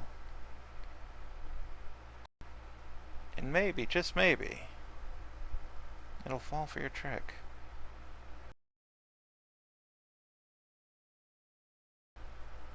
Let's see. Tolmond.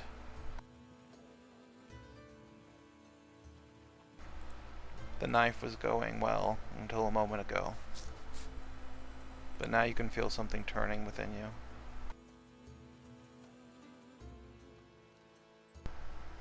How do we continue our exorcism, as it were?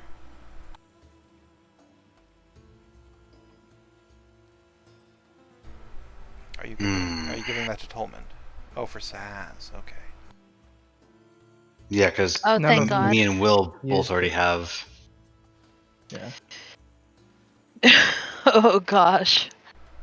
Especially missing by one. Normally I would do success at a cost, but the cost would be so great considering our situation that for now we're going to go as book, and unless something well, it's a long set of skill checks. Let's see where we go.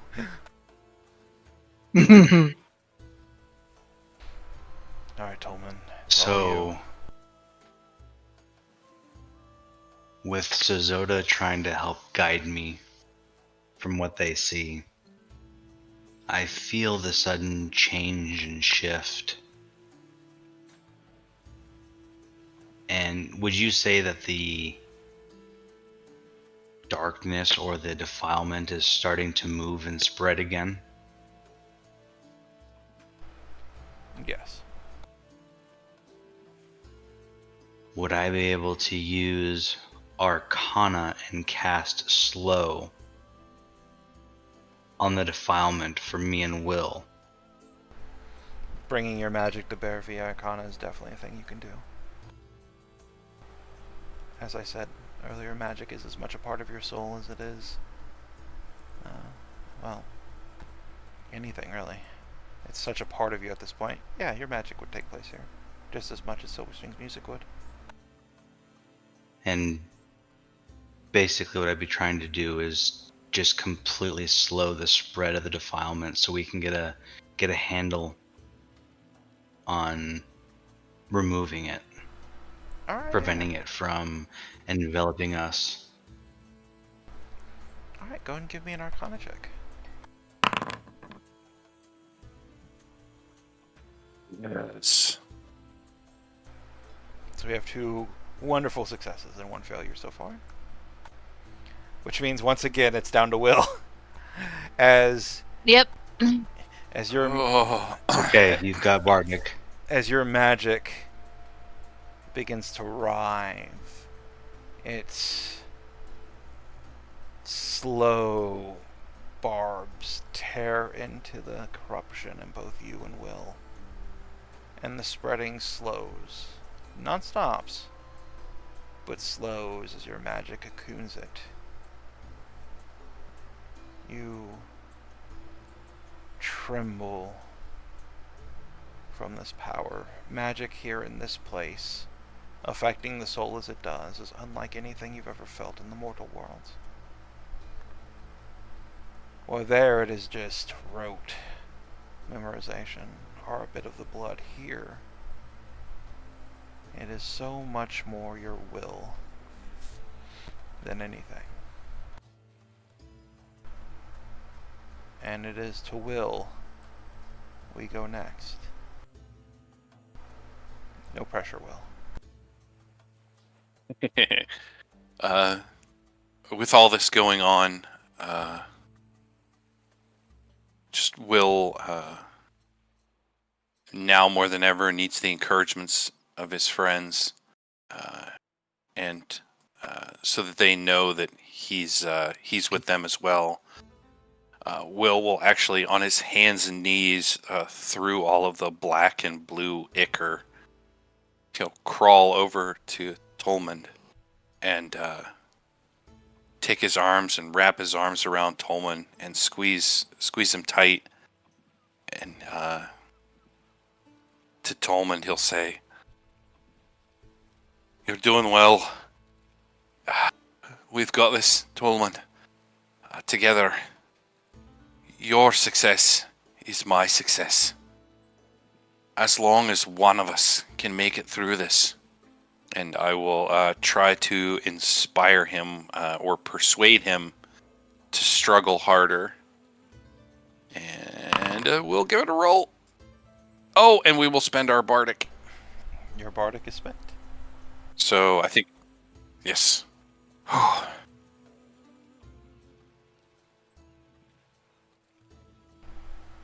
Two-thirds That of was the way there. also on a 12. This number's evil. Oh no. 12 is evil. 12 is evil. Welcome to our campaign. We are the 12. The 12 is us. 12 can be a canonically unlucky number now, please. Oh yeah, like I think it has been since session like 2. It's been like such a bane for this campaign. All right. Thank you, Bardic.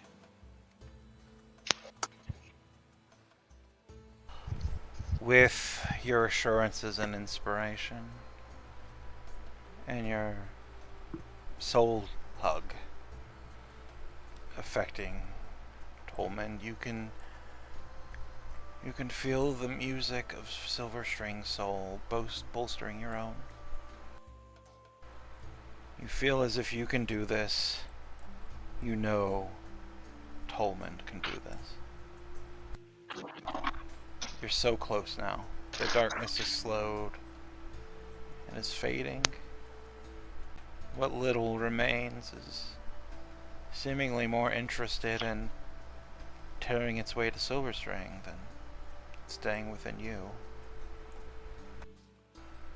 And once more we find ourselves at Sisoda.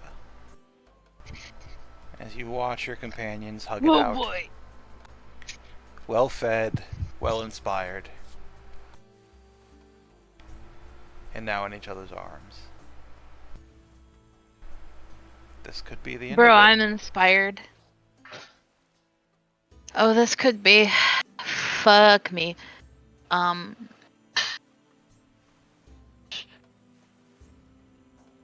Oh shit. No pressure, right?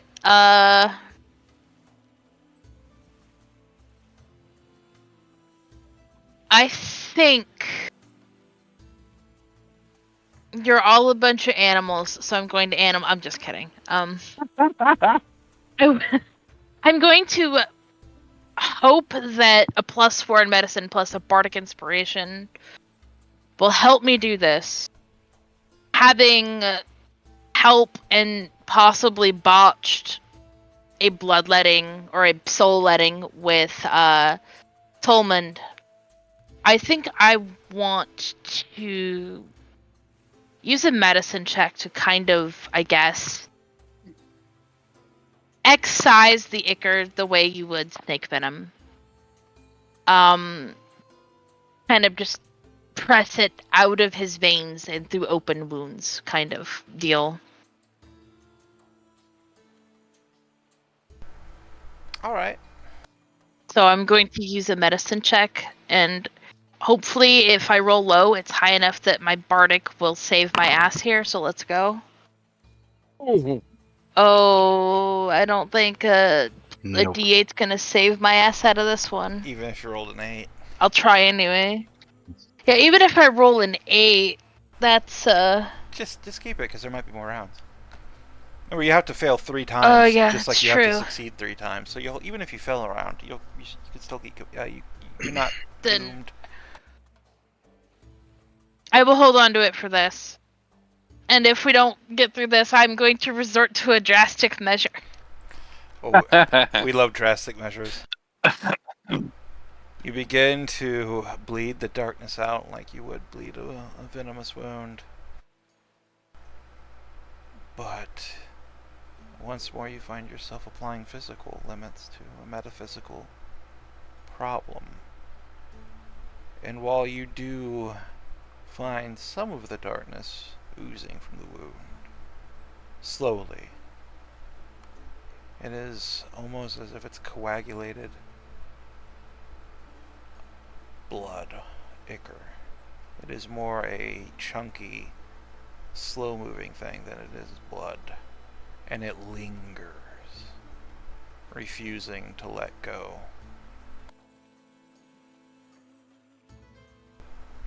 Silverstring.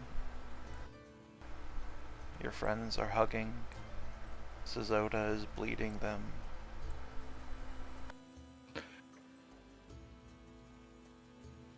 And the ichor is chasing me. And you get the sense that at least some part of this ichor is focused on you. The storm outside the meadow, the Right. darkness of your memories flares to life in anticipation.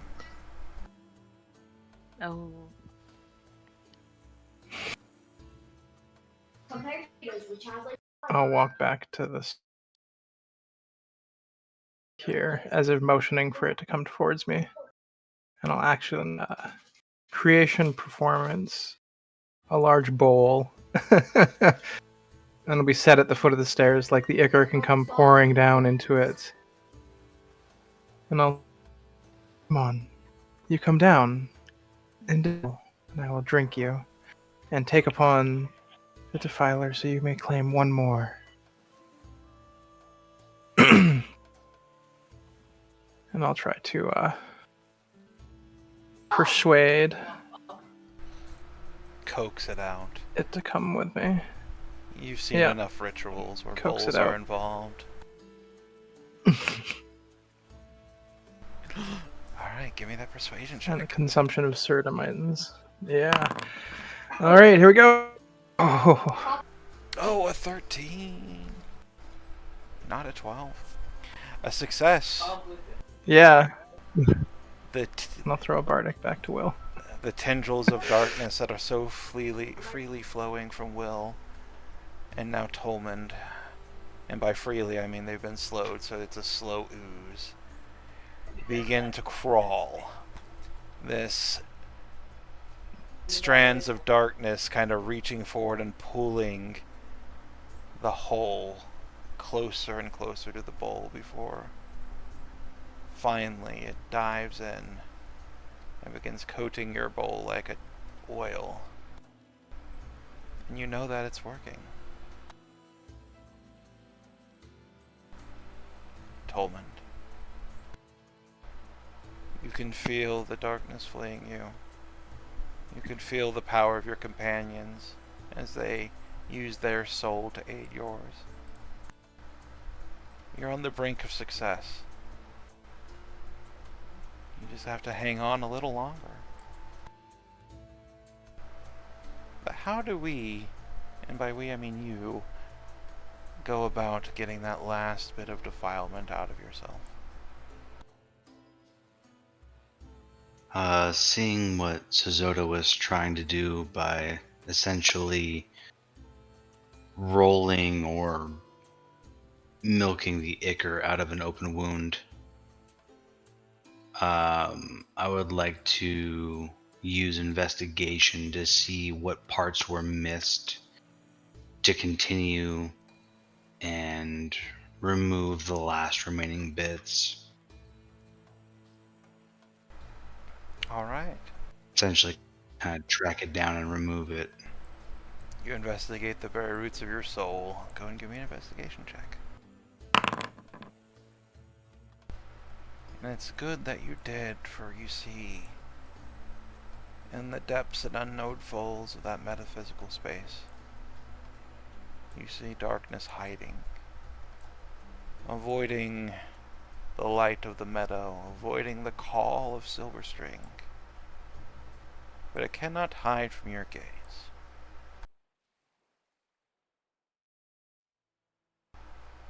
You have found it, and you begin to push it out like all the rest. So close are you to being free from this. Your soul feels lighter. It's as if a great weight has been removed from it, or is about to be.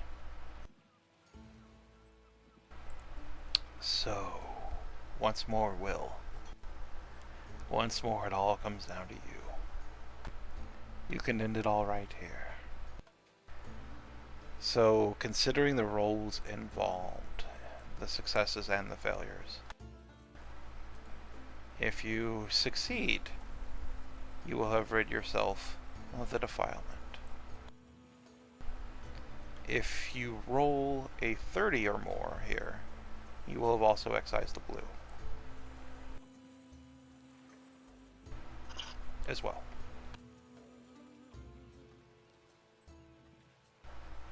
So how do we go about this final step? Hopefully this final step will.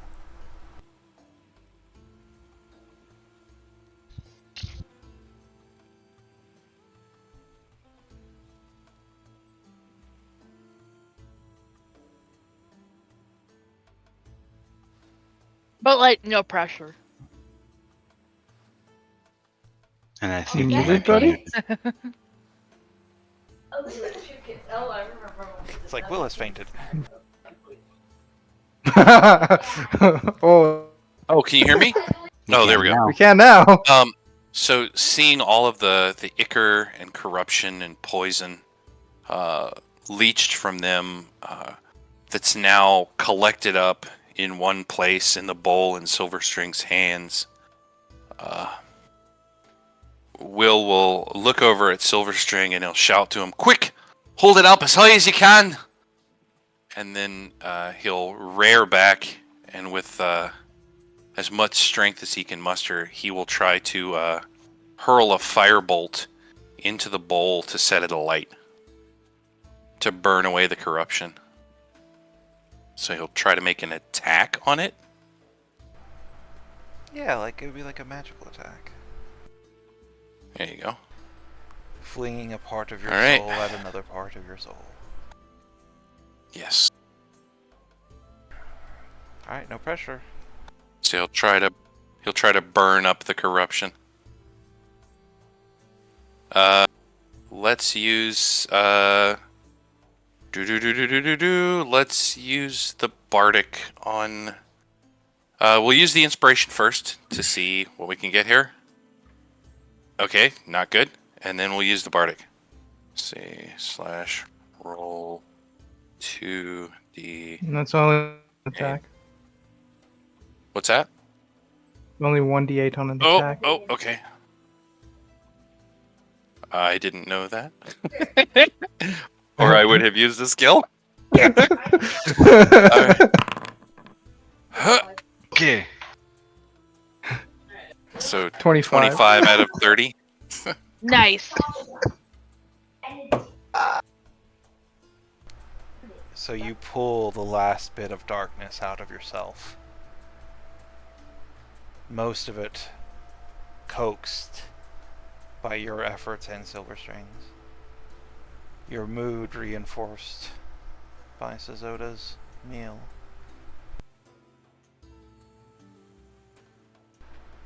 The last bit of defilement hidden within your soul, uncovered by Tolman's investigations.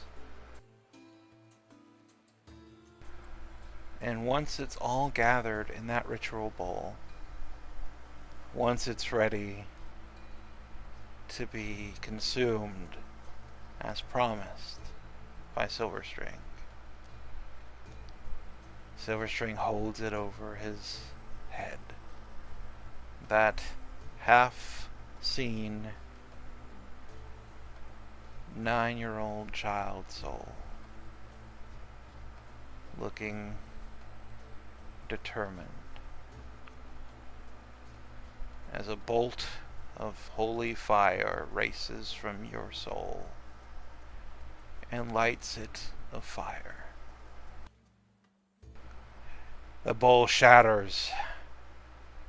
The storm of darkness outside the meadow roils and tears at the meadow's edge as if it's trying to get to you. As if all that negativity, all those nightmares, refuse to die quietly. But the darkness within is consumed by the group effort of you 4 brave fools who attempted and succeeded in carving apart your very soul. But the blue remains. But that could be a problem for another time. For now, you are no longer defiled, Tolman Cross and William Brand. Your souls are unmarred. The great weight lifted from them.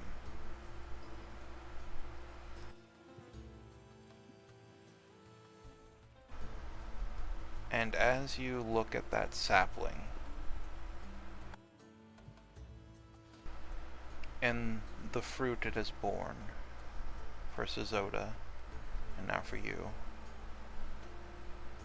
you can feel your ties to this place fading away as your soul representations are falling apart like smoke in a heavy wind.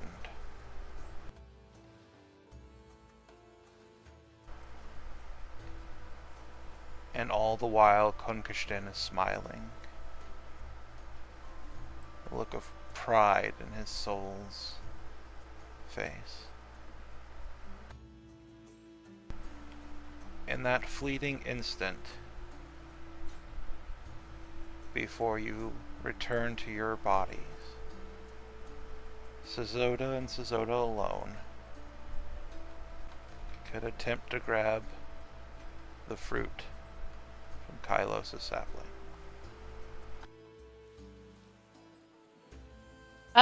Yeah, sure, I'll grab it. Alright. Give me an athletics check.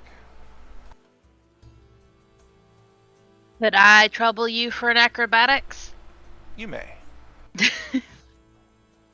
Awesome. Cause yeah, I'll do a front flip and grab that shit. I don't know. Would you like to use your bardic inspiration? Yes, I was just about to ask if I needed to use that. It's 2d8, keep the highest. 16. Oh, right. Yeah, roll again. I forgot Come on, creation come on. bard. Big money, big money. Oh. Oh my god, the dice hate me today except for when I roll initiative. Got it. So that's a 16. So that heavy fruit, you reach out and you grab it as you begin to store once more in your mortal self. And it slips through your fingers. Ooh. However, this divine fruit, this gift from Kylos to you or your companions,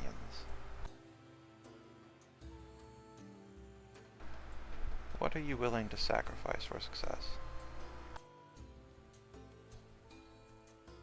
What am I willing to sacrifice for success?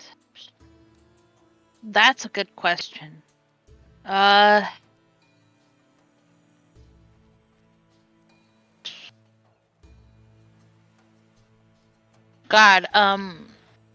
Tolmond. yeah, sure, Tolman, fuck off. No, no. Kick him out of the way. I guess. I'm not sure. I guess out of character, what defines a sacrifice? How needed is the fruit? So that it's just up to you. Basically, you offer something up, and I can choose to accept it or not. I usually accept it, but this is kind of a. It's usually done in a situation where you fail by 1 or 2, but this is a larger failure. So I'm probably not going to entertain minor sacrifices. But this is a divine gift in the form of a fruit from your deity. It will not be a minor thing.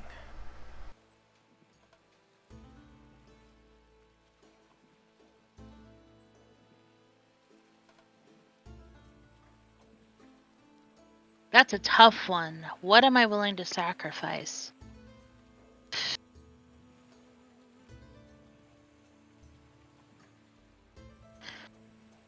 So,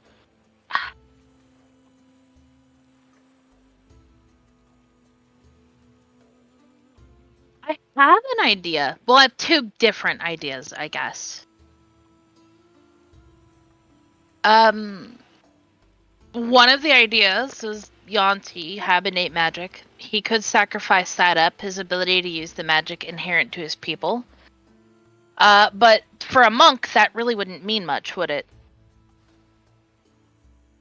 Especially because I have other means of doing elemental things, and all it would really be sacrificing are as Are you talking him out of accepting your sacrifice? no, Oh, it's a way to unsell Hold on. yourself. I know. I'm no, just hold kidding. on, no.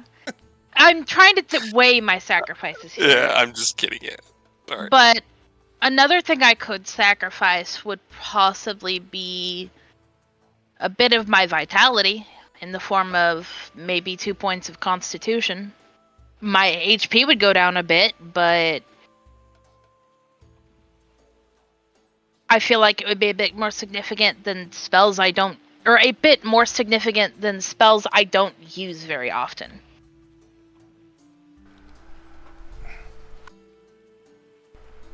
So you would give up a bit of yourself. Yeah, a bit of my vitality to Kylos in exchange for the fruit.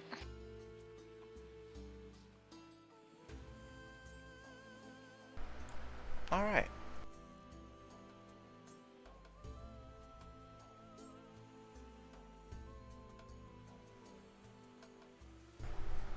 You reach for that fruit as your very soul is being taken from this place, Kylos' small meadow, the only domain that deity has built for itself.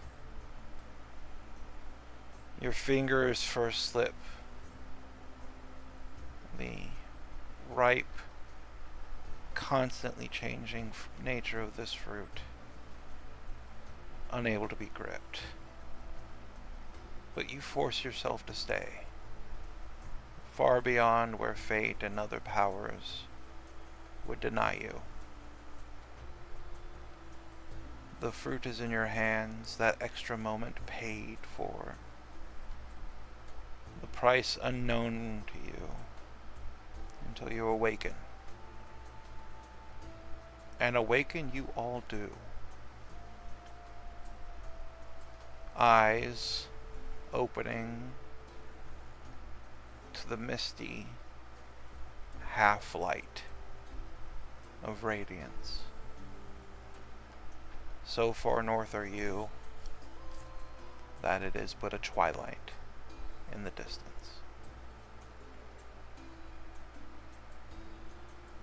You're hungry. You're thirsty. You feel as if you have been asleep for weeks. And a check of your hair growth and nail growth proves that you have been asleep for weeks. Whatever magic of this place, ensuring that you do not wither away entirely, that you do not die.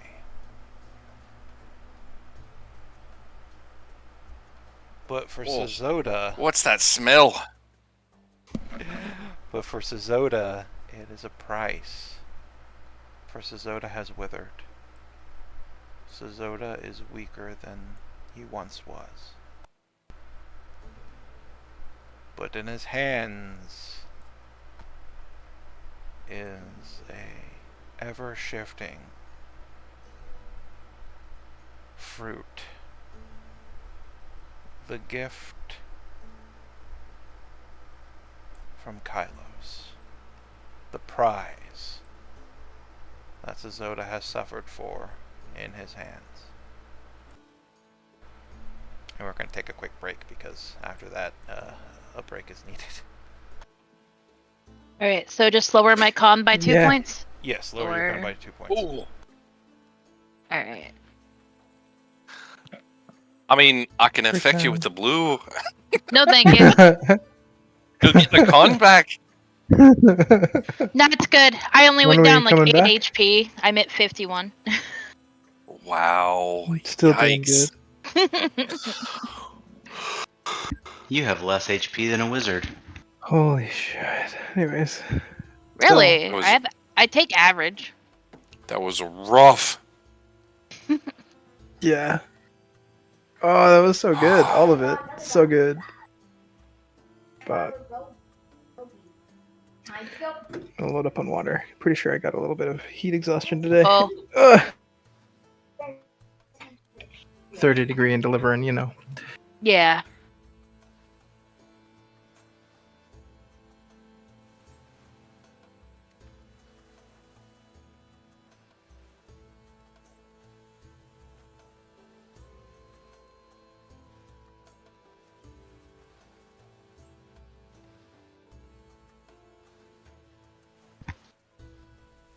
Yeah, you officially have one less hit point than me. Oh. My goodness.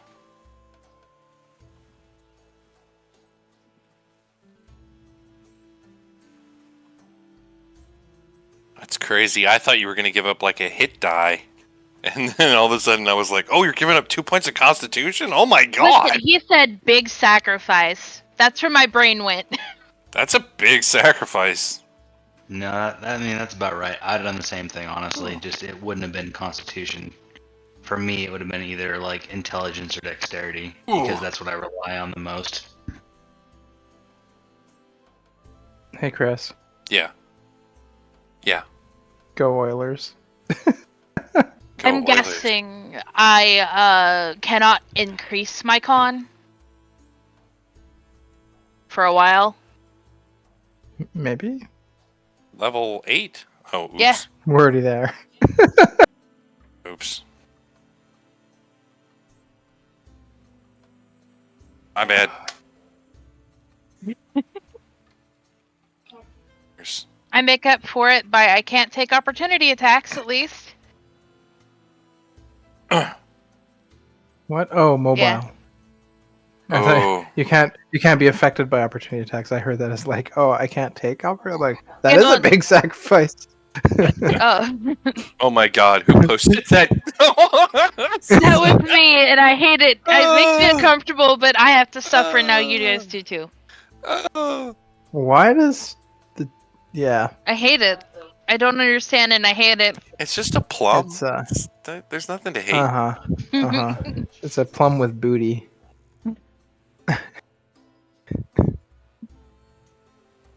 I hate that somebody put a hug emote there.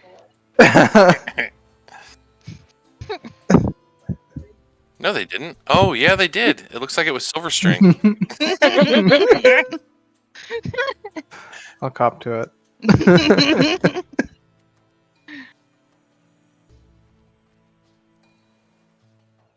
There we go.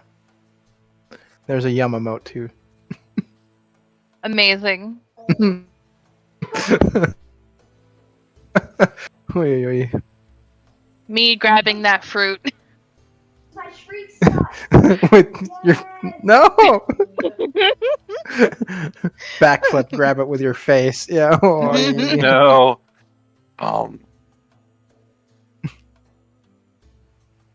We're close to getting rid of the blue for you, Will. Yeah. Oh my God. 30. Oh. Mm-hmm. Hey, we did it once at level 5, right? That's true.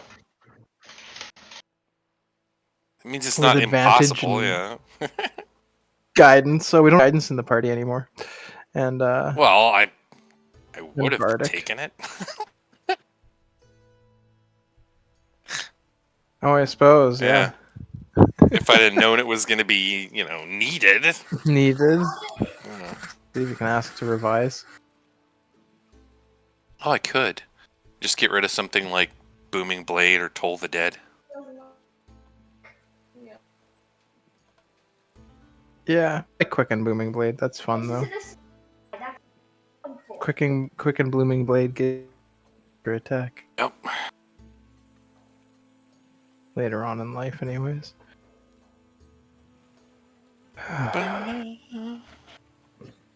God, small problem. Dory. It's one of the reasons people like Paladin 2 dips. Why is that? Oh, Because they're like, I could just get extra attack with booming blade. I don't like Paladin 2 dips, but that's what people bring up. yeah. Once Paladin's so hard to leave. Like every Once you level get is into something. Yeah, every level is something good. Yeah. It's because Paladin It's is freaking good. Artificer, man. I'm like, because I was like, I'm just gonna go to Paladin 7 and then I'll leave. And I was like, oh, but I can level use it. 8 is an ASI. And when do you get the improved Divine Smite? When is that? I don't know. I think that's like 10 though, Yeah. which I is think only you're right. which is only like 2 more. And Level 9's third level spells. Exactly. Which is more smites. Oh yeah, so level 8 is a ability score improvement. Level 9 is a dead level. No, level 9 is 2 third level spells. 2 third level spell slots, yeah. Level 10 is Aura of Courage, and then level 11 is Divine Smite. It's one of those Okay. classes that doesn't really have a dead level. Dead levels. Yeah. What's its deadest level? Like Well, 13? 13 maybe? Yeah, if you go really high. yeah. Yeah. Well, 8 is you get an ASI and that's it, but that's everybody. 9, all you Yeah. get is third level spell access, and then level Yeah. 13 you get Awesome. 13 you get Fourth level spell. fourth level spell access. Yeah. Yeah, I don't care. How clear is my daughter's voice? Very clear. She just said, "Yeah, I don't care," in the sassiest tone I've ever heard.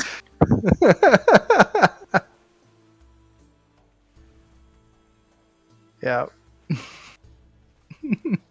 Honestly, like the clearer only thing than that I'd I would probably be. suggest for Paladin would be start with a level of fighter if you wanted to go that route for like an extra fighting style.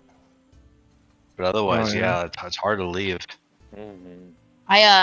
So I was in a Net of the Abyss game, and I was playing a homebrew class and decided to dip into Paladin. A few levels later, I went to my dungeon master and said, "So, I kind of want to go pure Paladin." Up all of this. Can I get rid of that other class? Oh, he let me. Yeah. Mhm. In exchange, my character, who was an orc, is now Grimsh's little meow meow right now. So, Who? What? Grimsh, the orc god of the orc god. Oh, yep. So, What's a meow meow? I'm Conquest Paladin, which is Hmm. kind of fun in hell because Conquistador. I return from my break. Dora the Conquistadora. oh, Tell me you've seen that like horror that is that video. oh, It's I have not, terrible. actually. I'm probably going to look it I up haven't. and then regret it later. Yep. Oh, it's so offensive.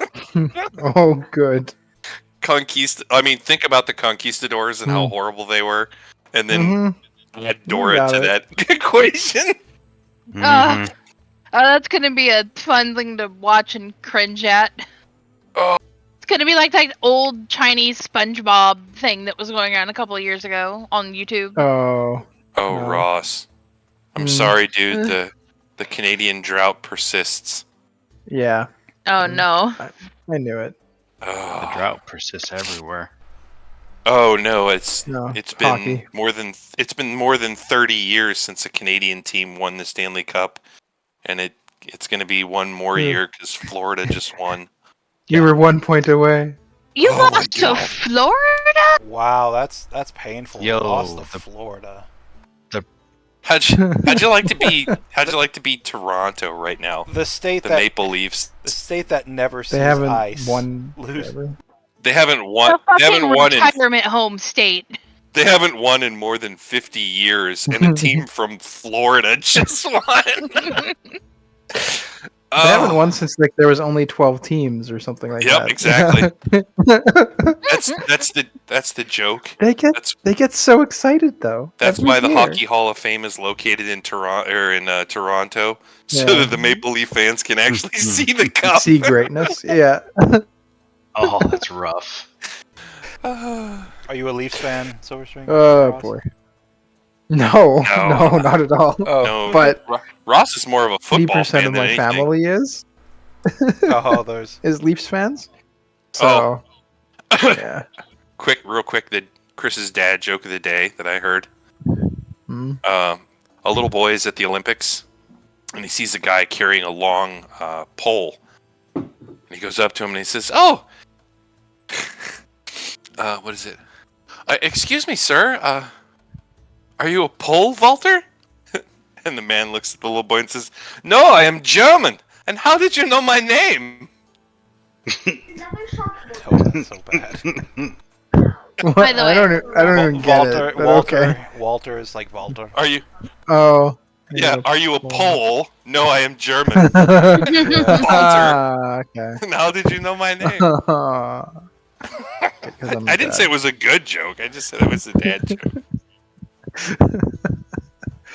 Oh boy. So quick question for you, Dungeon Master. Next ASI, I'm going to assume I am not allowed to bump my con up, or Oh, you can bump I'm your not con up allowed to if you bump. want. Okay. Minus Okay, two, I was just two to a making sure. con is like so bad by itself. Unless like any other restrictions on it would just feel like overkill. That's fair. I figured you said big, and I was like, well, this seems like a significant sacrifice. That is big. It is big. All right, so Because all of these, we'll go over it in a second.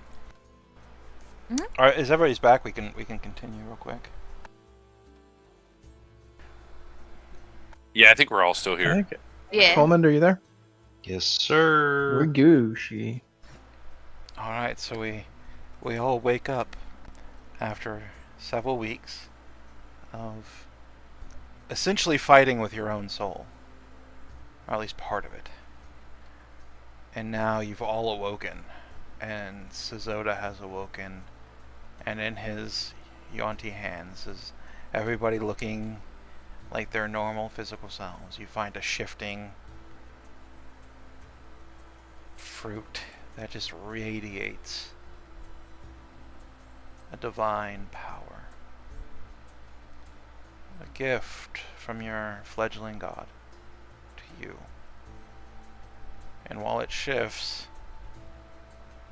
you know there's just enough fruit for everyone to take a bite, should they choose.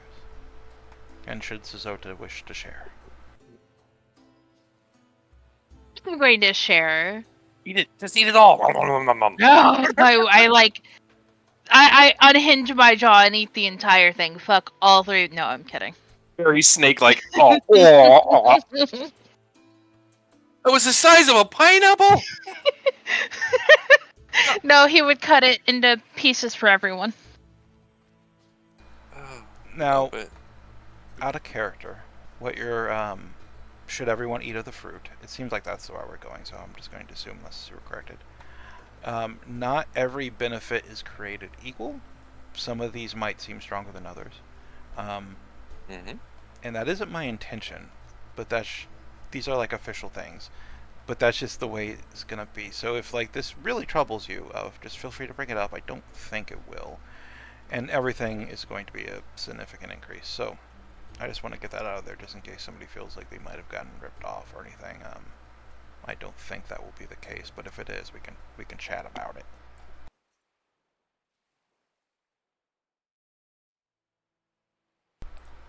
All right. So, sorry to interrupt you guys with that. All right. So you're sitting there with the fruit. You're good.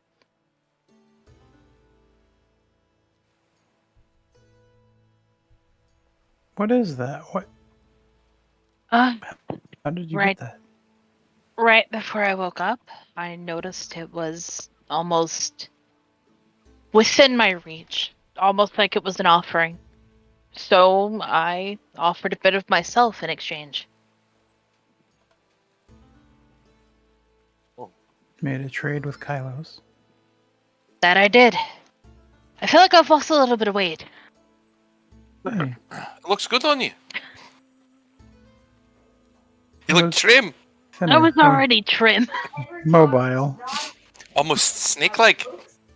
I was already snake-like. Sorry.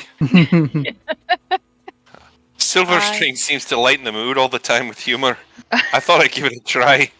No, it was working. It's amazing. You should eat it. Well, I figured it was meant for all of us.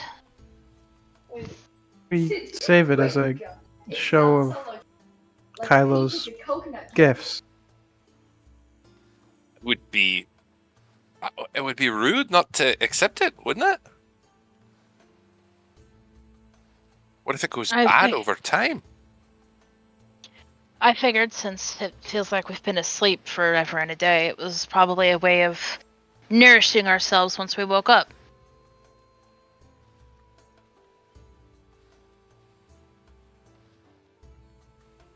Oh. I guess so. But I mean, you should go first. I mean, why don't we just cut it into equal halves? There's 4 of us. I guess we could. Do we know what it does? Not yet. I mean, Should we investigate? it's a gift. It's a gift from our god. I mean, should we be skeptical of it? I don't think it's bad. I just It is curious. want to know what it does.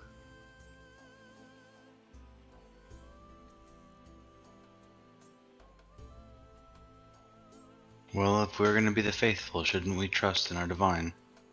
I say we should. I've no need to know what it does. At least not for me. Oh, God. You Go ahead. first. Nope. I figured we'll find out once we eat it. And I don't think Kylos would harm us.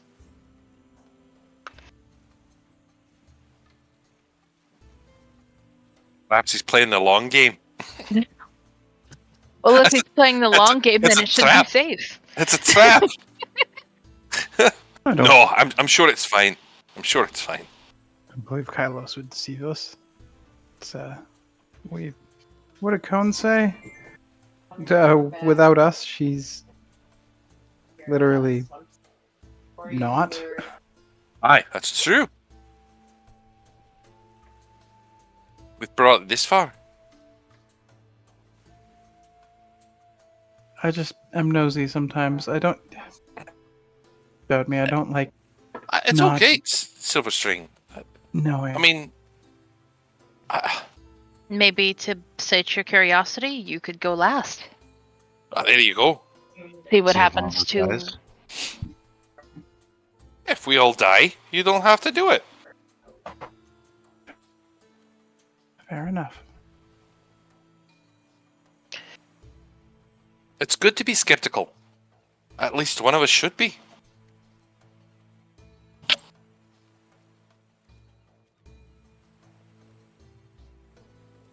Every group needs a skeptic. Keeps people alive.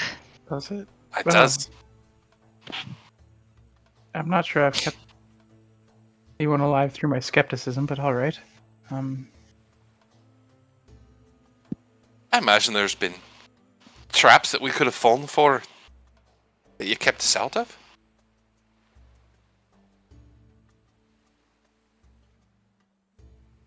Anyways, Right. fruit. Fruit it is. Divide the fruit into 4 and just hand out every piece equally. The shifting fruit cuts easily. And only when you press your knife into it does it cease shifting and take form. But it's a different form for every piece you hand out. Each of this fruit reminds you of what your favorite fruit was as a child. Something you enjoyed eating. It is peaceful, and while you may be skeptical, there is something reassuring about this gift.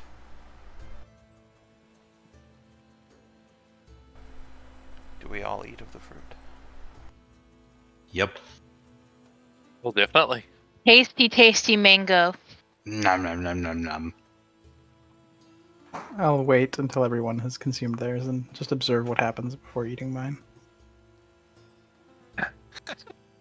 I like to think Silverstring raises the fruit up like he's gonna take a bite, but like waits until he sees everyone else take their like Yeah, exactly that. how That's you so drink good. when you're afraid that the goblet's poisoned. You're like, huh?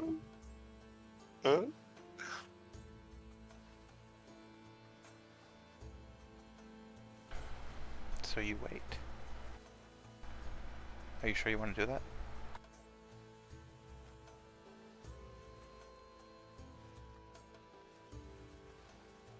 Wait very long. We're just like everyone else takes a bite. Just They're be not the last immediately one to dead, eat. so Alright. yeah. So 3 of you immediately partake of the fruit. And as I said, it tastes like your favorite fruit, like the best version of your favorite fruit. It's the best mango you've ever had. Sorry, cough. Or whatever else is, well. At first, there's really nothing that overcomes you. It's just this wonderful sensation, this wonderful gift. You feel good. You feel as if your faith has been rewarded, even in this minor way. At this point, Silverstring, do you eat the fruit or no? Yeah. I'm joining in. And then finally you eat the fruit, and it also tastes like your favorite fruit, assuming you have one.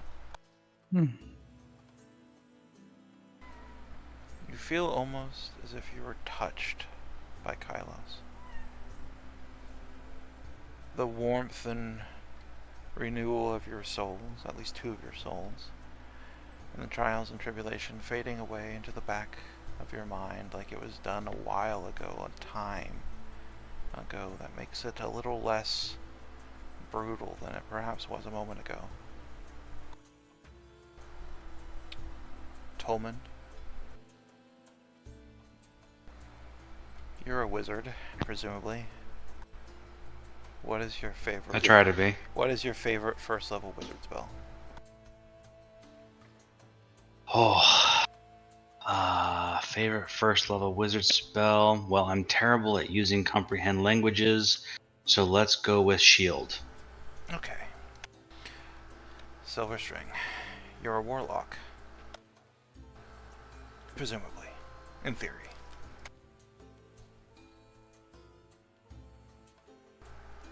What is Kind of, yeah. What is your favorite first level warlock spell that you can cast?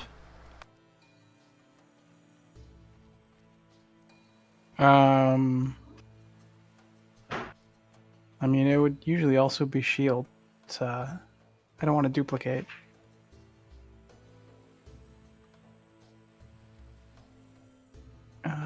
Could I go with command, which is a bard spell? You can. Okay. Will, you're a sorcerer, presumably. I'm almost as much of a sorcerer as Silver String is a warlock. What's your favorite first level sorcerer spell that you can cast? Ooh, sorcerer spell? Oh my.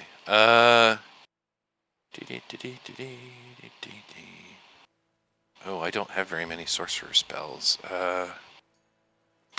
Absorb elements? I mean, again, not to duplicate shield, so absorb elements. I would say bless, but it's a paladin spell. Yeah, this is sorcerer. All right, so Yeah, we yeah. have shield, command, and absorb elements. So Zoda, you don't have any spellcasting classes. You have a multi-class. You are a straight monk. Yep. Okay. Silverstring, Tolman Cross, and William Brand. You each gain the boon of spell mastery. You may cast the spells you listed without using a spell slot. Forever.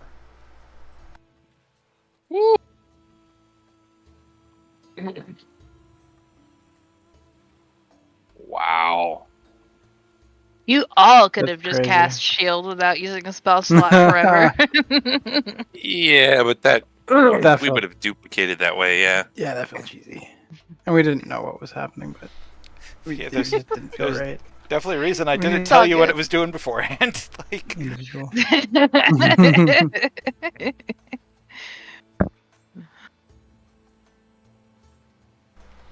so this is the weird one because Cool. I struggled with what boon to give to Sazota.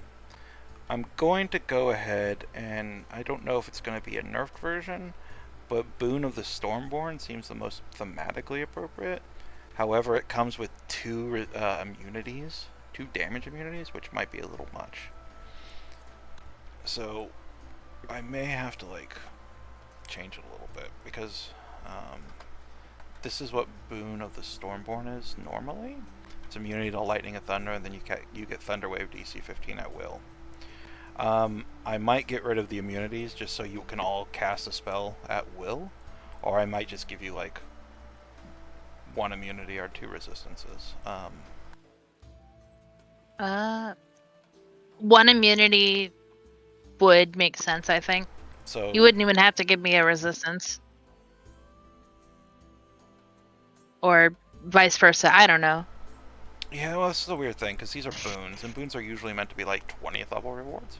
But you're getting one early to represent the fact that you've given so much to Kylos. Kylos is giving a little back, more or less. So what do you guys think? Would lightning immunity and then thunder wave be too much? Because I want it to be in Ooh. line with you. Thunder wave That'd is be cool. Yeah, well, Thunderwave is a first level spell, but it's not a first level spell of Sozota's choice, like it was with you guys. Like, you didn't really know why you were choosing it.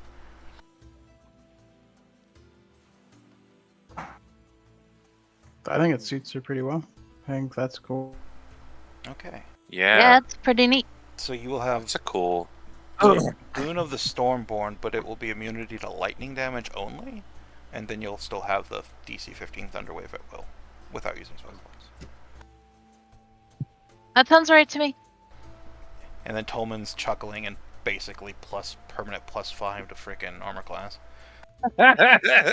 Yeah.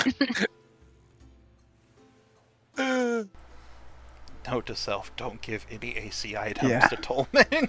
He's got enough.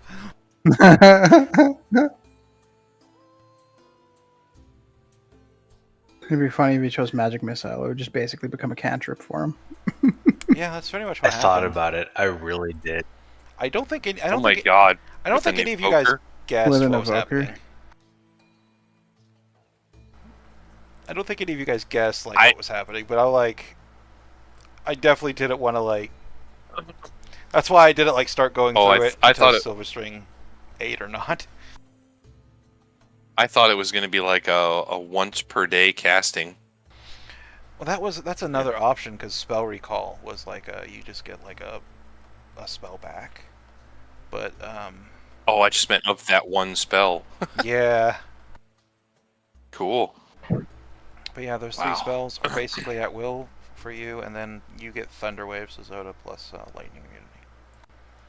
As All right, I'm um, going to if you- copy paste it, but I'm going to take off the Thunder one. yeah, and if you want, this is up Just to you. If you want, you can have via this boon and the sort of trauma that we. I didn't hear you. You Oh. cut out. Sorry. If you want, this is obviously your choice. But given your soul representation and the boon of the Stormborn, it's kind of on the nose and in the name. If you want your physical appearance, And then it cut off again. Why? I don't. Is it me? Am I cutting off for anyone else?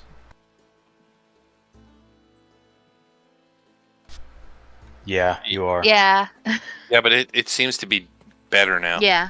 It's like it's weird. It's just packet loss, but my ping is fine, so it's weird. hmm I'm gonna have to start playing on a VPN. Okay, so because you just gained Boon of the Stormborn, and because of your soul representation, if you want, you can obviously choose to have some of your physical characteristics take on more draconic or blue draconic touches, but that's ultimately up to you. Yes.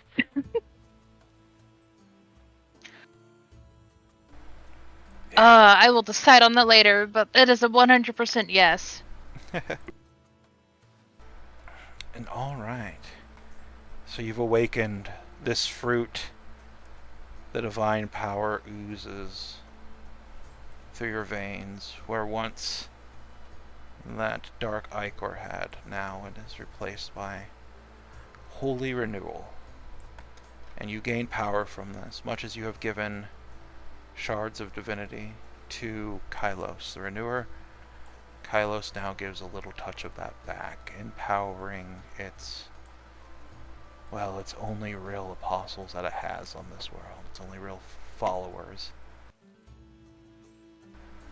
And now you have a true representation of that power coursing through your veins. Be it Stormborn, be it your newfound spell mastery. You are certainly more than you were just a moment ago. Even if you are physically a little less. And while it is early, we're gonna probably go ahead and just end our session there. As Alrighty. it's a good That is a place- high moment to end it. Yeah. Yeah. It does seem right. That is a high point. Mm-hmm. Alright, I'll stop recording and then we can chat about things.